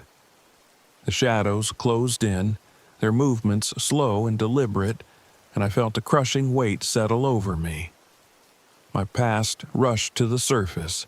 The family I couldn't save, their faces twisted in pain, their screams echoing in my ears. "You failed them," a voice whispered. "It's your fault." I dropped to my knees, clutching my head as the shadows loomed closer. I thought of the family's daughter, her small hand slipping from mine as the building collapsed around us. The guilt was a knife, twisting deeper with every second. Then I remembered Emma's words. "Let go." "No," I whispered, forcing myself to my feet. "It wasn't my fault." The shadows paused, their forms wavering. The hum grew erratic, and I grabbed a nearby stick, swinging it wildly as I backed toward the RV. The harvesters didn't follow. By dawn, the forest was quiet again. Ryan was gone, his belongings scattered around the fire, and Tessa's tent had collapsed into the dirt. Emma was nowhere to be found, but I spotted a leather-bound journal on the ground near my RV.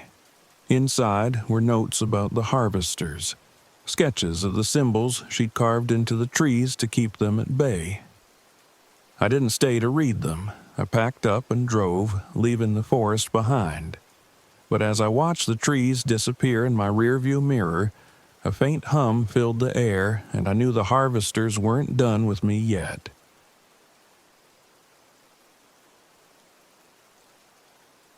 I didn't come to Lost Echo Lake to find myself. I came to get away from everything else. It was one of those blog posts that sold me, the kind with glossy photos of glassy water, untouched wilderness, and empty horizons. Idaho's hidden gem, it called the lake. It sounded like exactly what I needed, a place to be alone, away from the suffocating noise of the city and the failure I'd been dragging behind me like a shadow. So I packed up my RV, left behind the high-rise I could barely afford, and drove into the wilderness. It took 3 hours of winding through the Clearwater National Forest to find the dirt road that led to the lake. Another hour of bumping along uneven ground, surrounded by nothing but towering pines and the sound of gravel under my tires. When I finally reached the clearing, I stepped out and stared at the water. It was perfect. Too perfect. The first thing I noticed was the silence. No birds, no insects, not even the wind rustling the trees. The lake was still, its surface like polished glass, reflecting the sky in such sharp detail it felt like I was staring into another world. I set up camp at the edge of the water, parking the RV with the back facing the lake so I could sit by the fire and look out over the water. For the first hour or two, it was peaceful, the kind of quiet that wraps around you like a blanket. But as the sun started to set, that peace turned to something else, something heavier. I couldn't shake the feeling that I wasn't alone. The first night, I woke to a sound. It wasn't loud, just a faint splash, like something small hitting the water. I sat up in bed, my heart pounding, and listened. Nothing. Grabbing a flashlight, I stepped outside. The air was cold, much colder than it had been earlier. My breath fogged as I scanned the clearing, the beam of light bouncing off the trees and glinting off the lake's surface. And then I saw it. A figure sitting on a rock at the edge of the lake, hunched over like they were fishing. "Hey!" I called out. The figure didn't move. "Hey!" I shouted again, stepping closer. The figure turned its head slightly, just enough for me to see the hollow sockets where its eyes should have been. My flashlight flickered, and when the beam steadied again, the figure was gone. The next morning, I told myself I'd imagined it. The isolation was playing tricks on me, that's all. I busied myself with setting up my camera and trying to capture the lake's eerie beauty. But no matter how many shots I took, something about the photos felt wrong. The reflections were too sharp, too clear, like the lake was trying to show me something I didn't want to see. I was reviewing my photos when she appeared. "You're camping here?" she asked, startling me so badly I nearly dropped my camera. I turned to see a woman standing at the edge of my campsite, a DSLR camera slung around her neck. She was in her late 20s, with dark hair pulled into a messy bun and a wary expression. "Yeah," I said, trying to sound casual. "Why?" She hesitated, glancing at the lake. "It's not a good place to stay long, trust me." "Why not?" She didn't answer right away. Instead, she crouched by the water and took a few photos, her hands shaking slightly. "People don't usually camp here," she said finally. "Locals don't talk about it much, but the lake, it has a reputation." "For what?" I asked, my curiosity piqued. "People see things," she said, standing up, "and some don't leave." I laughed nervously. "You sound like that guy in every horror movie who warns the protagonist and then disappears." She didn't laugh. Just, "Don't go near the water at night." That night, I didn't listen. The lake was mesmerizing under the moonlight, its surface glowing faintly as if lit from within. I sat by the fire sipping whiskey and staring at my distorted reflection in the water. My reflection stared back, unmoving. When I looked up at the stars and back at the water, my reflection was still there, still staring at me. I stood, stumbling slightly, and stepped closer to the edge. The reflection moved, but not like I did. It smiled when I didn't. It raised a hand when mine stayed at my side. The whisper came then, soft and insistent. "Lucas." I stumbled back, tripping over the fire pit and landing hard on the ground. The reflection rippled and vanished, leaving only the still surface of the lake. The next morning, Delilah, she'd told me her name before disappearing again, showed up at my campsite. She was pale, her eyes darting to the lake every few seconds as if expecting to see something rise from the depths. "You saw it, didn't you?" she asked. "I don't know what I saw," I admitted. "It gets inside your head," she said, pacing. "It knows what you're afraid of, what you regret. That's how it traps you." I frowned. "What are you talking about?"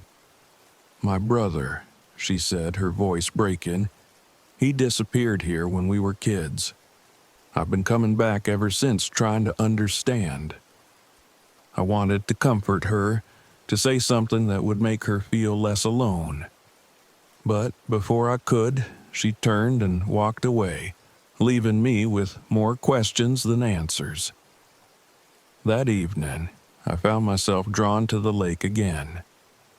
I told myself it was to fetch water for the RV, but deep down, I knew better.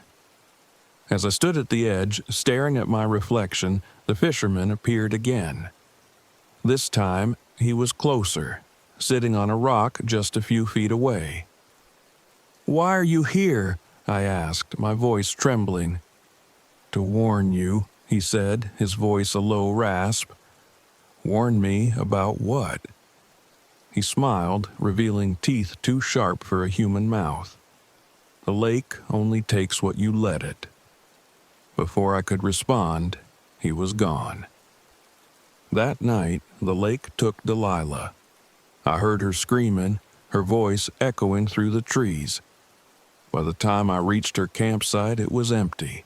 Her tent was torn, her belongings scattered, but there was no sign of her. Just her camera lying near the water's edge. I picked it up and turned it on, scrolling through the photos. Most were of the lake, its surface eerily calm, but the last one made my blood run cold. It was a picture of me, standing at the edge of the lake, taken from behind. The final night, I tried to leave. I packed up the RV and started the engine, but the wheels wouldn't move. The ground beneath them had frozen solid, frost spreading across the clearing despite the warm summer air. I stepped outside, and the lake whispered again. "Lucas, join us." My reflection rose from the water, its movements slow and deliberate. It smiled that same unnatural smile and reached out a hand. "Let go," it whispered. I wanted to run, to scream, but I couldn't move. The lake's surface began to ripple, and I felt myself being pulled toward it, my feet dragging through the dirt.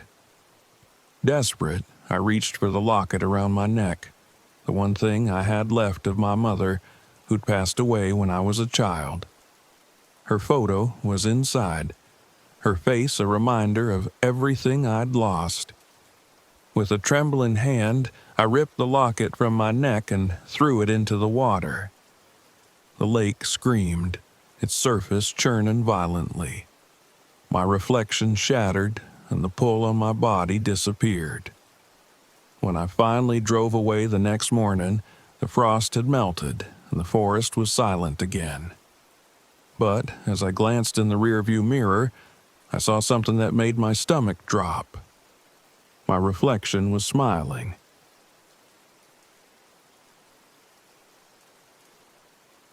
When I arrived at the Ozark National Forest, I thought I was prepared for anything. My RV was stocked with supplies, my maps were neatly folded, and my itinerary was planned down to the hour. But no amount of preparation could have readied me for what the forest had in store. I wasn't here just for the scenery. I was here for her. Caroline had always wanted to visit the Ozarks. She talked about it endlessly, how she dreamed of hiking the trails, smelling the pine trees, and sitting beneath the stars. But life kept getting in the way, and then death came, sudden and cruel. Cancer doesn't wait for bucket lists. So here I was, fulfilling her dream. I told myself it was for closure, a way to feel close to her one last time. Instead, all I felt was the crushing weight of her absence. The first night, the forest was quiet. Too quiet. I parked the RV in a small clearing off a dirt road, far enough from the main campsites to feel secluded. Caroline would have loved it. The towering pines, the gentle rustle of the wind, the way the stars seemed to burn brighter here than anywhere else. I sat by the fire for hours, staring into the flames and sipping whiskey from a tin cup. I couldn't bring myself to look at her photo on the dashboard. Instead, I let the darkness envelop me, the forest's silence settling over my shoulders like a shroud. The second day, things began to feel off. It started when I went for a hike to clear my head. I'd marked the trail carefully on my map, even tied a bright red bandana to a tree near the start. But an hour in, I realized I'd passed the same fallen log 3 times. I stopped to check my map, only to find it crumpled and damp in my pocket, the ink smeared. Turning back, I searched for my bandana, but it was gone. The trail was gone. By the time I stumbled back to the RV, the sun was setting and my nerves were frayed. My relief at seeing the RV was short-lived when I noticed something odd. A carved symbol on the tree nearest the clearing. It looked like a circle, bisected by two wavy lines. I didn't remember seeing it earlier. I told myself it was nothing, just a harmless marking left by a camper or a hiker. That night, the forest came alive. I woke to a faint noise, footsteps soft and deliberate circling the RV. My heart raced as I lay there, holding my breath, straining to listen.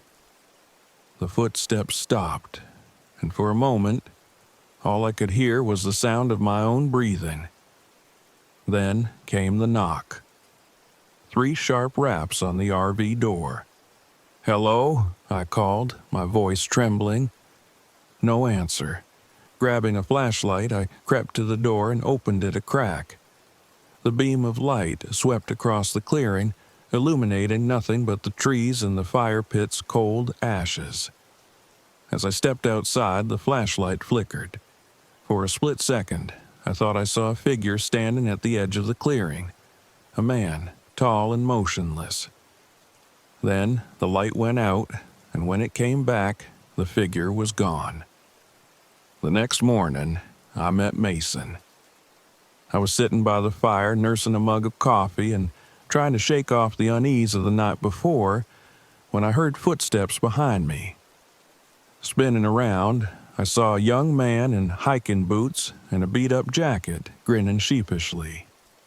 "Sorry, didn't mean to startle you," he said. "Name's Mason. I'm camped not far from here." "What brings you by?" I asked, trying to sound casual. "My stove crapped out," he said, holding up a small propane burner. "Figured I'd see if you had a spare lighter." I handed him one and we got to talking. Mason was a backpacker, the type who thrived on solitude and didn't mind roughing it. He told me about the local trails and warned me to avoid the hills to the north. "Why?" I asked. "Just bad vibes," he said, shrugging. "There's this old legend about the hills being alive or something. Locals say the land doesn't like people messing with it." I laughed nervously, but Mason didn't join in. That afternoon, I ventured toward the northern hills despite Mason's warning. I told myself it was curiosity, but deep down, I think I was chasing something. An answer, a connection, a way to feel close to Caroline again. The terrain grew steeper and more uneven as I climbed.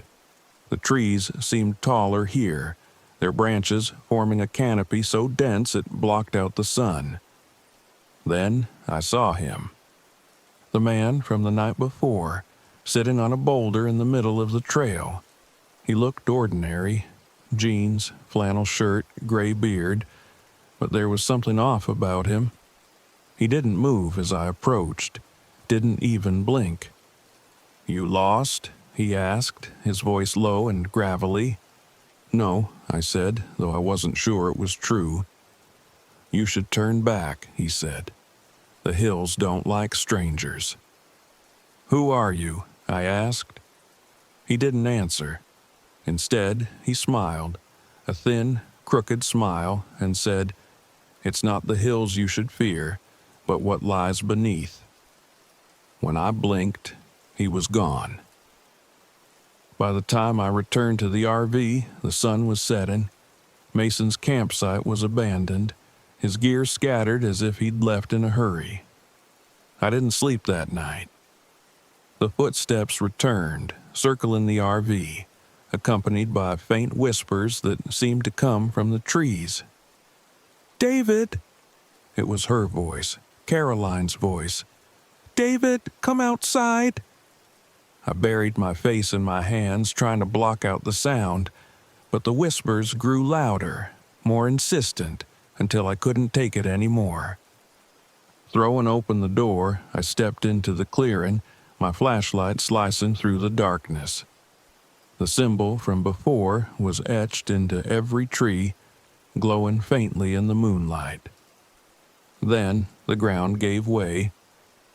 I fell into a sinkhole, landing hard on my back in a cavern that smelled of damp earth and decay. The walls were covered in symbols carved deep into the rock, pulsating with a faint, eerie light. "David?"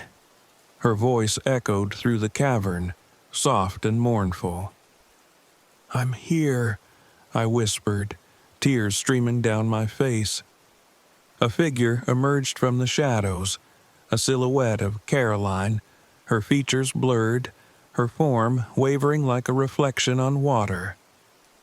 "You left me," she said, her voice breaking. "I didn't. I couldn't save you," I choked out. "You have to let me go," she whispered, "or the hills will never let you leave." I closed my eyes, clutching the locket around my neck, the one that held her photo. "I'm sorry," I whispered. When I opened my eyes, she was gone. I don't remember how I got out of the cavern. The next thing I knew, I was back at the RV, the first light of dawn breaking through the trees. I didn't waste time packing. I started the engine and drove. The symbol from the cavern burned into my memory. As I left the forest behind, I felt a strange sense of peace. Caroline's photo was still on the dashboard, and for the first time I placed it upright, letting her smile guide me forward. But as I turned onto the main road, I saw it. A tree by the roadside, its bark etched with that same glowing symbol. The hills weren't done with me yet.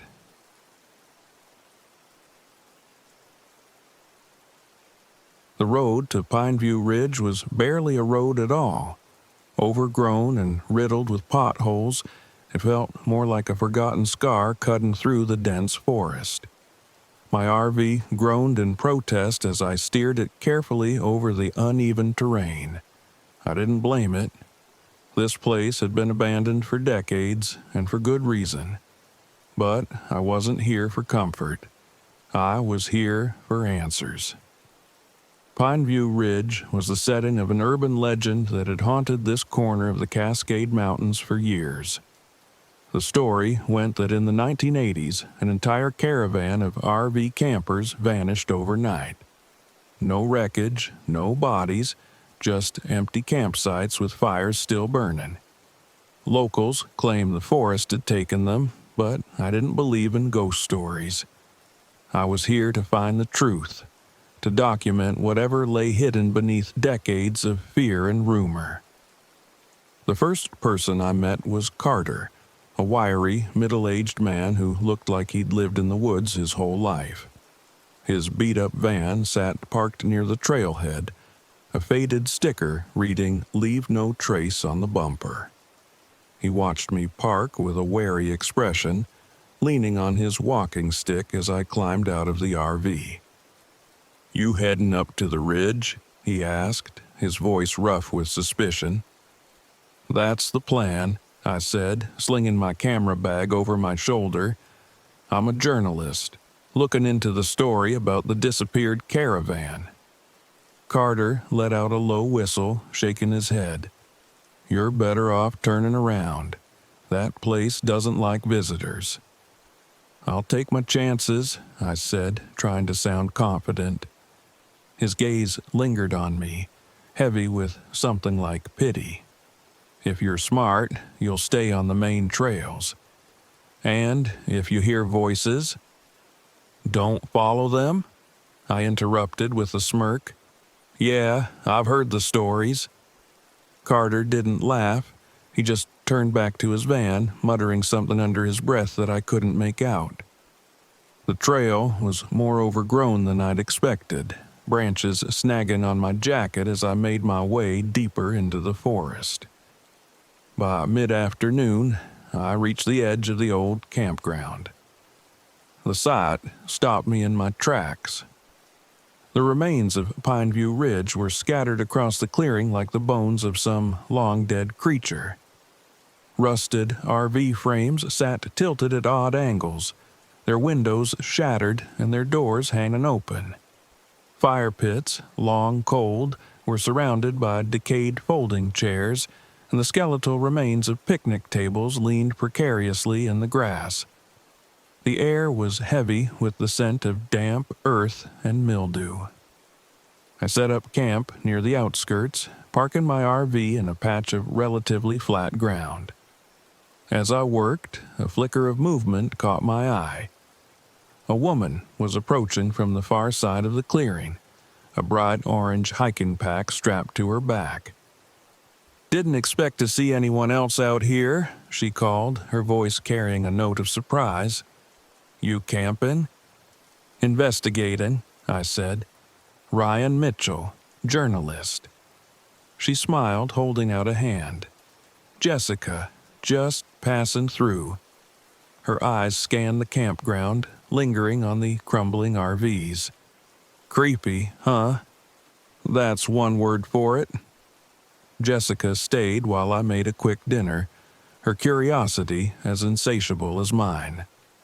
She claimed to be on a solo hiking trip, but something about her felt off, like she was searching for something specific. Still, it was nice to have company, even if it came with unanswered questions. That night, the forest turned hostile. It started with the silence. Around midnight, the usual night sounds, crickets, rustling leaves, distant owls, disappeared all at once. The sudden quiet was suffocating, pressing against me like a held breath. Then the lights appeared. At first, I thought they were fireflies, but they were too bright, too deliberate. A faint, flickering glow moved through the trees, like the headlights of an old RV winding its way through the forest.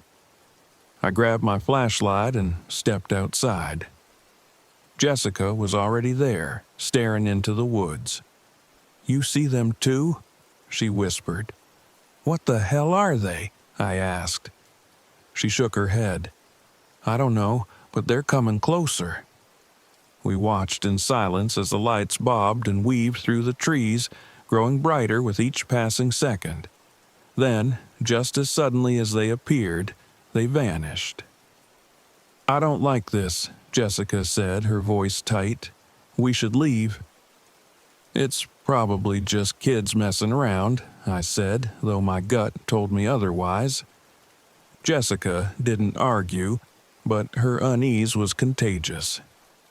We returned to our respective campsites, though sleep was out of the question. The next morning, I ventured deeper into the campground, camera in hand. The strange carvings Carter had mentioned were everywhere.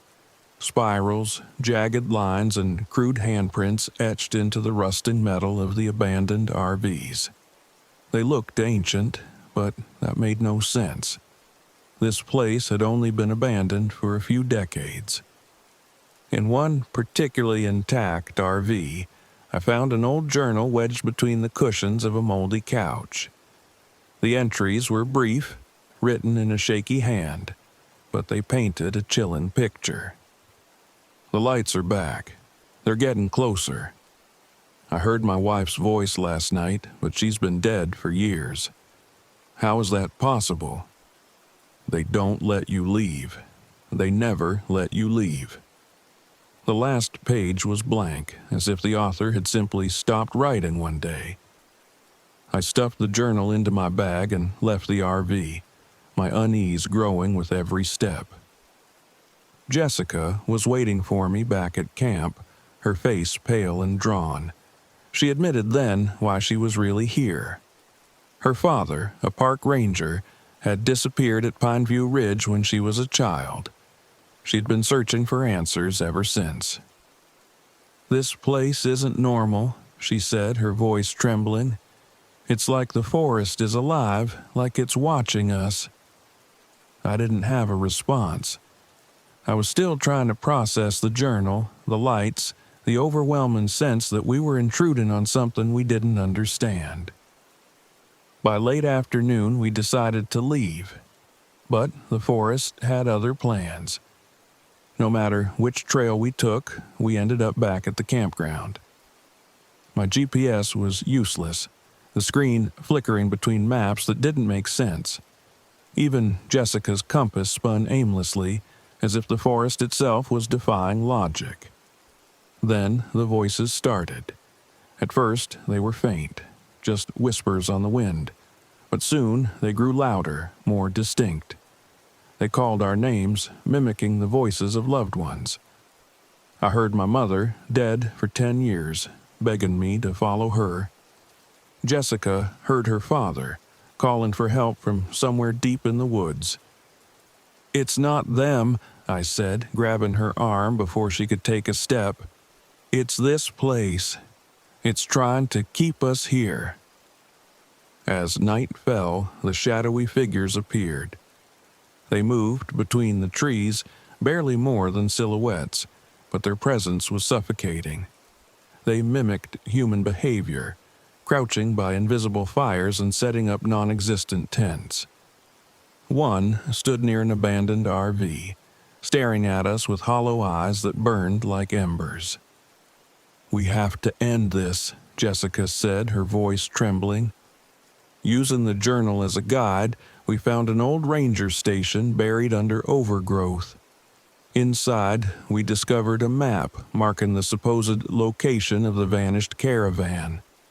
It led us to an ancient tree at the edge of the campground, its trunk scarred with the same strange carvings we'd seen everywhere. Jessica's father's badge was nailed to the tree. The shadowy figures swarmed as we approached, their whispers growing deafening. Desperate, Jessica pulled the journal from her bag and nailed it to the tree alongside the badge. "I'm sorry, Dad," she whispered, tears streaming down her face. The forest fell silent. The shadows dissolved, the lights faded, and the air grew warm and alive again. For the first time, I heard the distant calls of birds, the rustle of leaves, the soft babble of a nearby stream. The campground, once so menacing, felt normal. We found our way out easily after that, the trails clear and welcoming. As we reached the access road, Carter was waiting, his expression grim but relieved. "You made it," he said simply. Jessica left the journal with him, ensuring the story of Pineview Ridge wouldn't be forgotten. As for me, I decided not to write the article. Some stories, I realized, aren't meant to be told, but sometimes, late at night, I hear whispers in my dreams, and I wonder if Pineview Ridge ever really let us go.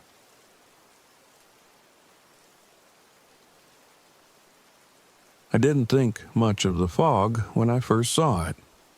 It was beautiful, really. A thick, rolling blanket that swallowed the redwoods whole. The kind of fog that would look amazing in a photo. A sea of gray against the towering, ancient trunks. I'd come to Redwood National Park to get away, to find clarity after my divorce.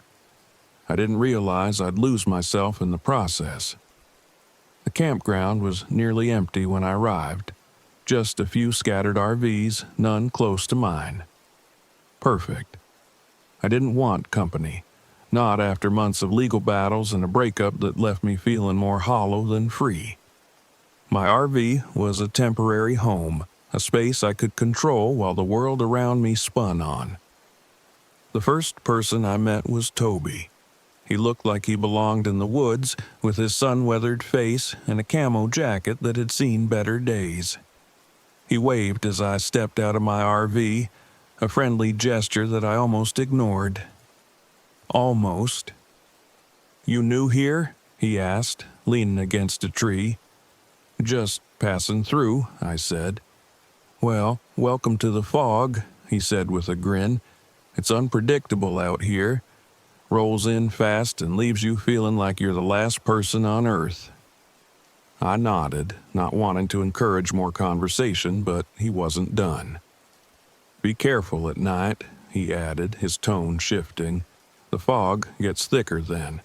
Harder to tell what's real and what isn't."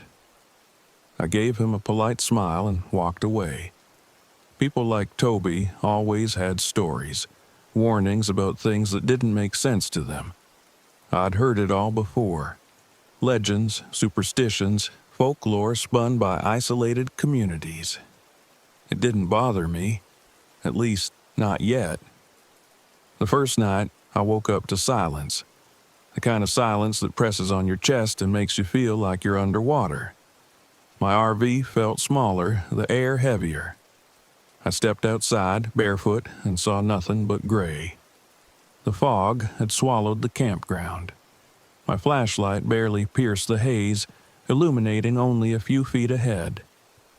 The trees were shadows in the distance, their tops vanishing into the mist. I couldn't hear the usual sounds of the forest. No crickets, no rustling leaves. Just nothing. I told myself it was normal. Fog dampened sound. That's all it was. Still, I hurried back inside, locking the door behind me. By morning, the fog had lifted and everything seemed normal again. I even laughed at myself for being spooked. I decided to hike one of the shorter trails near the campground, hoping the fresh air would clear my head. That's when I met Clara. She was kneeling by a patch of ferns, her blonde hair pulled into a messy bun and a notebook balanced on her knee. She looked up as I approached, smiling warmly. "Beautiful, isn't it?" she said, gesturing to the towering redwoods around us.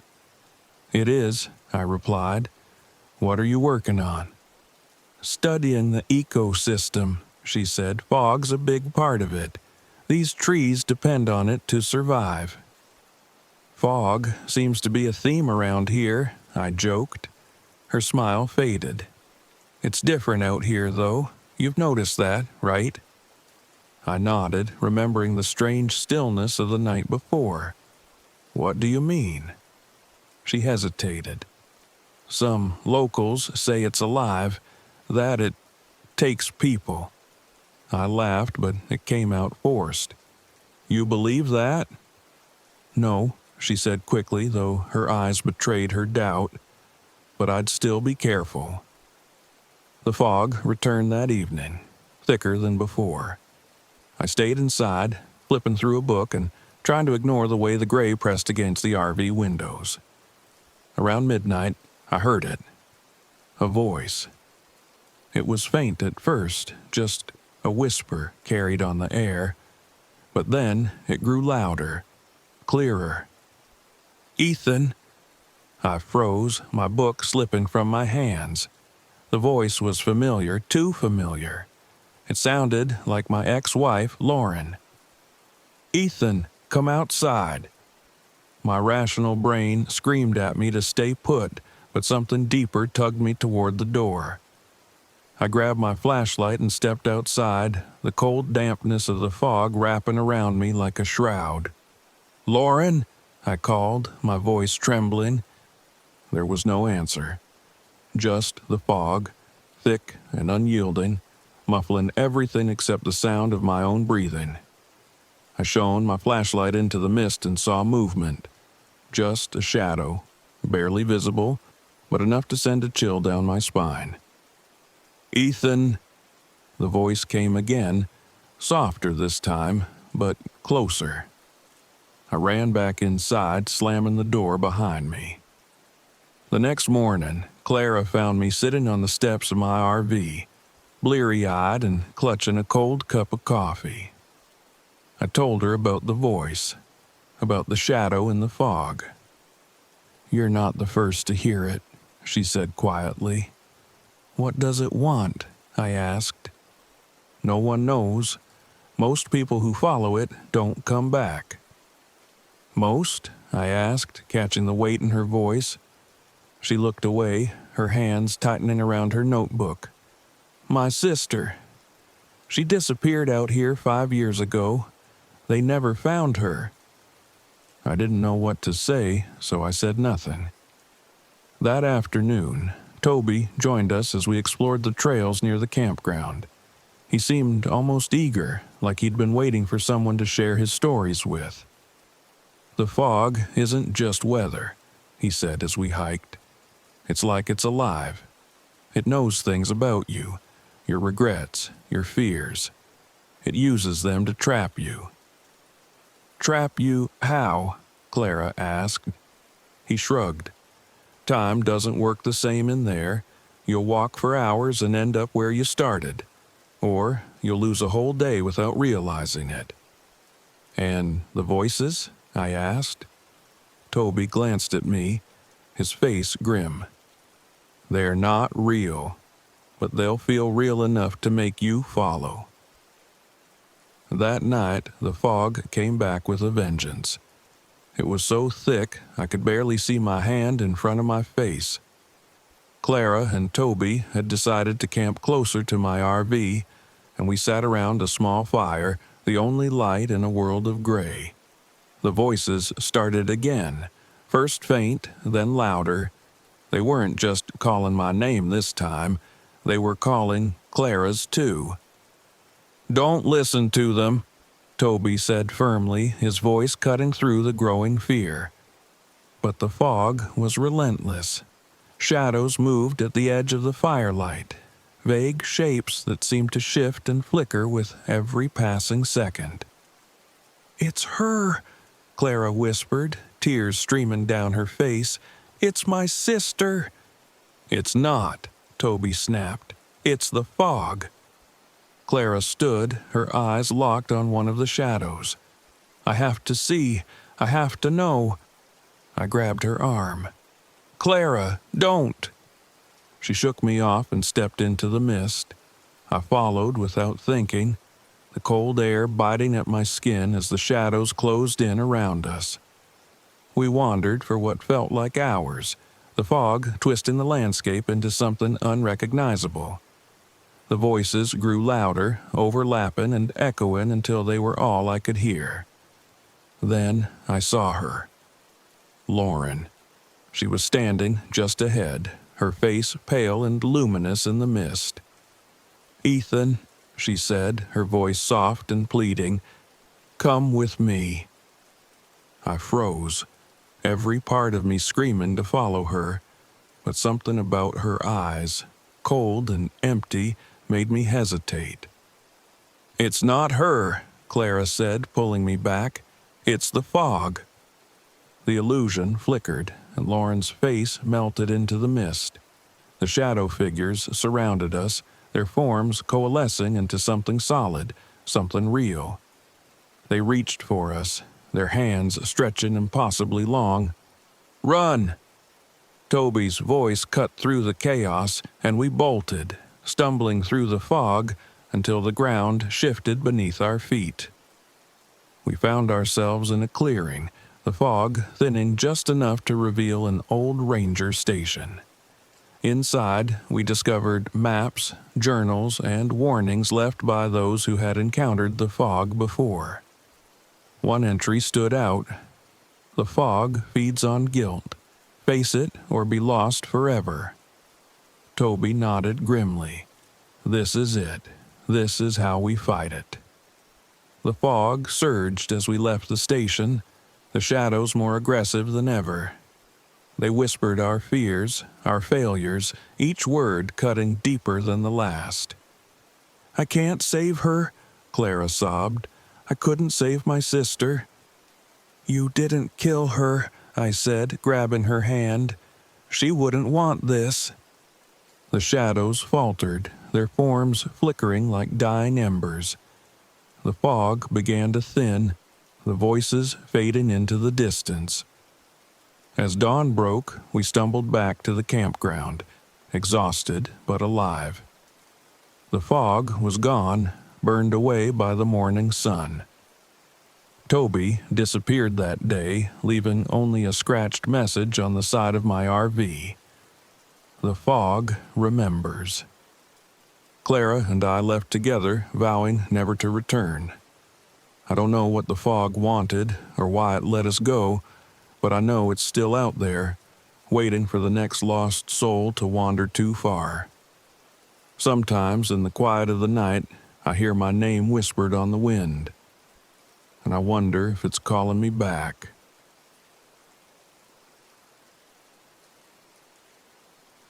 I pulled into the Devil's Ridge campground just before dusk, the headlights of my RV cutting through the creeping shadows. It was quiet, unnervingly so, with only a couple of other campers scattered across the lot. The air smelled of pine and earth, and a chill breeze carried the promise of a cold night. This place was supposed to be my escape. I needed inspiration for my travel blog, and the remote wilderness of Devil's Ridge seemed like the perfect setting to get my writing career off the ground. Stories of hikers vanishing didn't scare me. If anything, they intrigued me. A little mystery could make for a great article. After parking the RV, I grabbed my map and flashlight and set off toward the trailhead. The main trail was well marked, but as I scanned the faded signboard, something caught my eye. A faint marker for an unmaintained path labeled Lost Trail. Lost Trail. The name alone sent a thrill through me. If there was a story to be found here, it was waiting at the end of that path. The first mile was uneventful, the trail winding through dense forest. The pines loomed overhead, their thick branches blotting out the moonlight. My boots crunched on the dirt path, and I began taking notes, imagining how I'd describe the serene beauty of the ridge. But as I walked, the trail began to shift. It narrowed, the trees pressing closer, their gnarled roots snaking across the ground. The markers became sporadic, almost as if the trail didn't want to be followed. Then I heard it, a faint whistling. I froze, my heart pounding. It wasn't the wind. The sound was melodic, rising and falling like a tune hummed by someone just out of sight. I shone my flashlight into the trees, but there was nothing there. The whistling stopped as suddenly as it had started. I pressed on, telling myself it was just a bird, but my unease grew with every step. Back at the RV that night, I couldn't shake the feeling of being watched. The forest was silent, too silent. No chirping crickets, no rustling leaves, just an oppressive stillness. I was scribbling notes in my journal when there was a knock on the door. I nearly dropped my pen.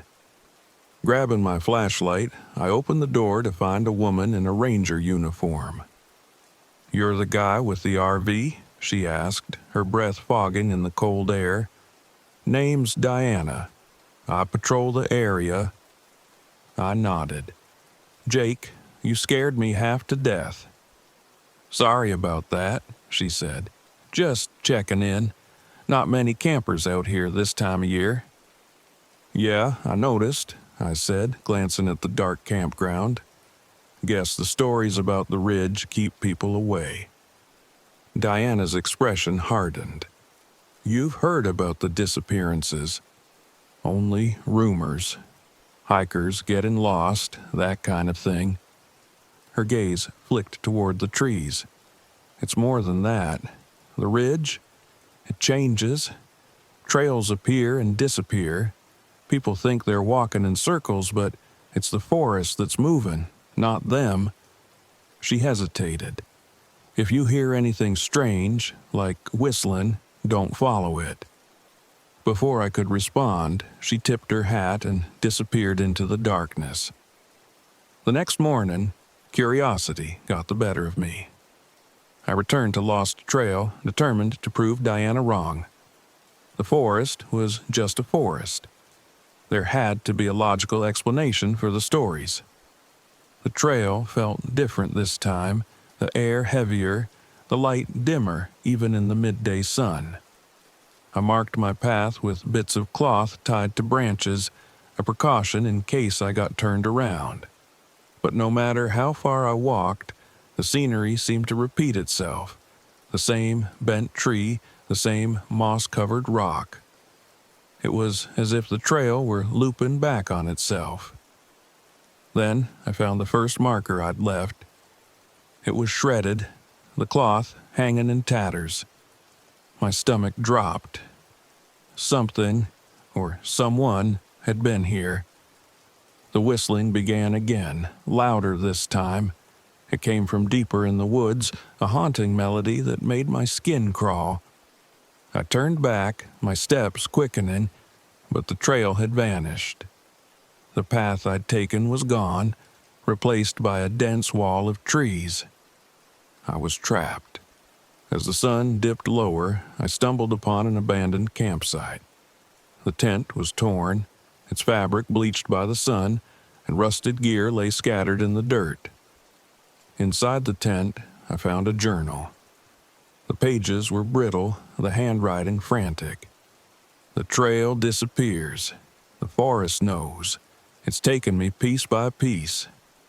The last entry read, "I don't remember my name. I don't remember why I'm here." The air grew colder, and I felt a presence behind me. I turned, but no one was there. The whistling began again, closer this time, and I ran. I didn't know how long I ran, but eventually I burst into a clearing. There, leaning against a tree, was a man. His clothes were torn, his face gaunt, his eyes wild. He held a knife, its blade glinting in the fading light. "You shouldn't be here," he said, his voice hoarse. "I'm lost," I said, my chest heaving. "Do you know the way back?" The man shook his head. "There's no way back. The forest doesn't let go. It takes everything, your gear, your memories, your name. You'll disappear, just like the others." I realized he wasn't threatening me. He was warning me. "What's doing this?" I asked. "The ridge," he whispered. "It's alive. It feeds on us." Before I could ask more, the whistling returned, sharp and shrill. The man's eyes widened. "It's here." He bolted into the trees, leaving me alone. Night fell, and the forest came alive. The whistling surrounded me, weaving through the trees, taunting me. Shadows darted at the edge of my vision, shapes that seemed human but moved unnaturally, their limbs too long, their movements too fast. I clutched my flashlight, its beam flickering. The shadows pressed closer, their forms indistinct but terrifying. One of them stepped into the light, and my blood ran cold. It was me. My face, my clothes, my movements, but twisted, wrong. It smiled, and the whistling grew deafening. I ran, the flashlight swinging wildly, the forest closing in around me. When I finally broke free of the trees, I saw it. My RV, parked exactly where I'd left it. I stumbled inside, locking the door and collapsing onto the floor. My chest heaved, my mind racing. The whistling faded, replaced by silence. I looked out the window, but the forest was still. The ridge had let me go, or so I thought. As I reached for my journal to write everything down, I froze. My name, written on the first page, was gone. It wasn't over.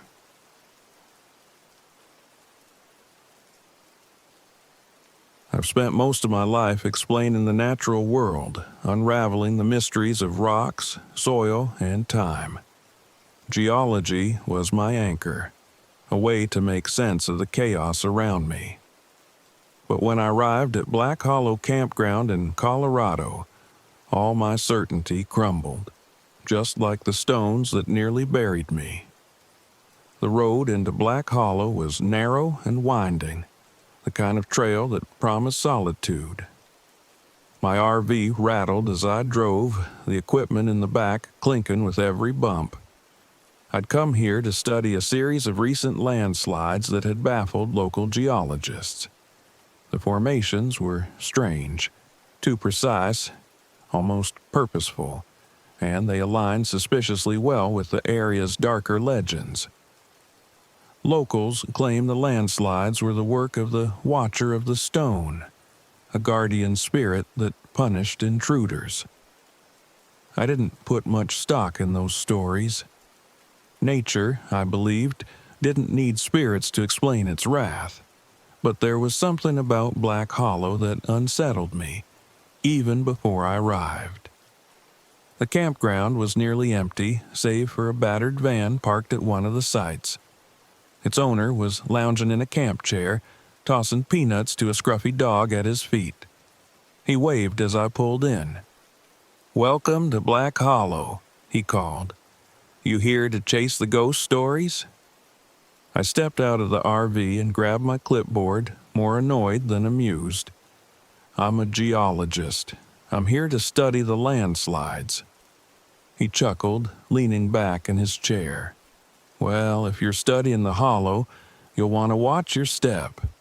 This place has a way of rearranging itself." I forced a polite smile and walked past him, setting up my equipment near the edge of the campground. As I worked, I noticed the faint hum of the forest. It wasn't the usual rustle of leaves or the chirping of birds. It was lower, deeper, like the earth itself was breathing. I met Jake the next morning while calibrating my seismometer. He was perched on a boulder at the edge of the campground, strumming a guitar and grinning like he didn't have a care in the world. "Cool setup," he said, nodding toward my equipment. "What's it for?" "Measuring seismic activity," I replied, not looking up. "There's been a pattern of landslides here that doesn't make sense." "Maybe it's the Watcher," he said with a laugh. "You've heard the stories, right?" "I've heard them," I said dryly. "I don't believe them." Jake hopped down from the boulder, brushing dirt off his hands. "Then you should come with me. There's a spot up in the cliffs where the rocks are stacked like a giant's Jenga game. Creepiest thing you've ever seen." "I'm not here to explore," I said, but his grin was infectious and curiosity tugged at me. Against my better judgment, I followed him. The hike was steeper than I'd expected, the trail winding through dense pines and over jagged rocks. As we climbed, I noticed strange markings etched into the stones, spirals and handprints that looked both ancient and deliberate. "What are these?" I asked, running a hand over one of the carvings. Jake shrugged. "Probably part of the legend. Supposedly, the Watcher leaves marks where it's been." I didn't respond, but the carvings unsettled me. They felt purposeful, as if someone, or something, had left them as a warning. We reached the cliffs just before noon. The rock formations were as strange as Jake had promised. Boulders stacked in impossibly balanced towers, their edges worn smooth by time. "Nature didn't do this," I muttered. Jake grinned. "Told you it was creepy. Think your Watcher did it?" "There's no Watcher," I said, snapping a photo of the formation, but my confidence was faltering. That night, the forest came alive. I was reviewing my notes by the campfire when the first tremor hit. It was subtle, just a faint rumble beneath my feet, but it set my nerves on edge. The fire flickered, and the shadows around the campground seemed to shift. Then came the footsteps. They were faint at first, echoing through the trees like the crunch of gravel under boots. But when I shone my flashlight into the woods, there was nothing there. "Probably just an animal," I muttered, but the words rang hollow. The footsteps grew louder, closer, until they seemed to circle my campsite. Then I saw it. A shadow moved between the trees, massive and slow, like a figure made of stone. Its eyes glowed faintly, 2 pinpoints of golden light that pierced the darkness.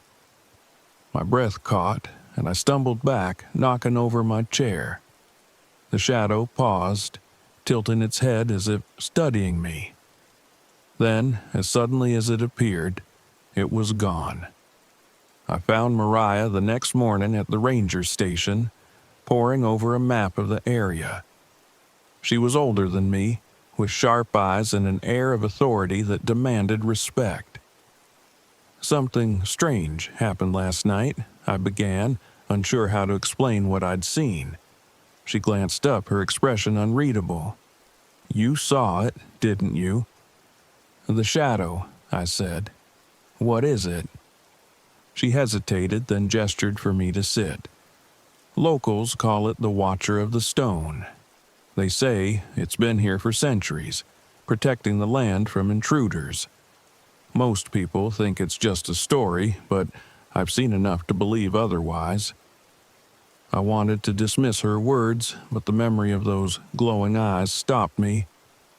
Mariah leaned closer, lowering her voice.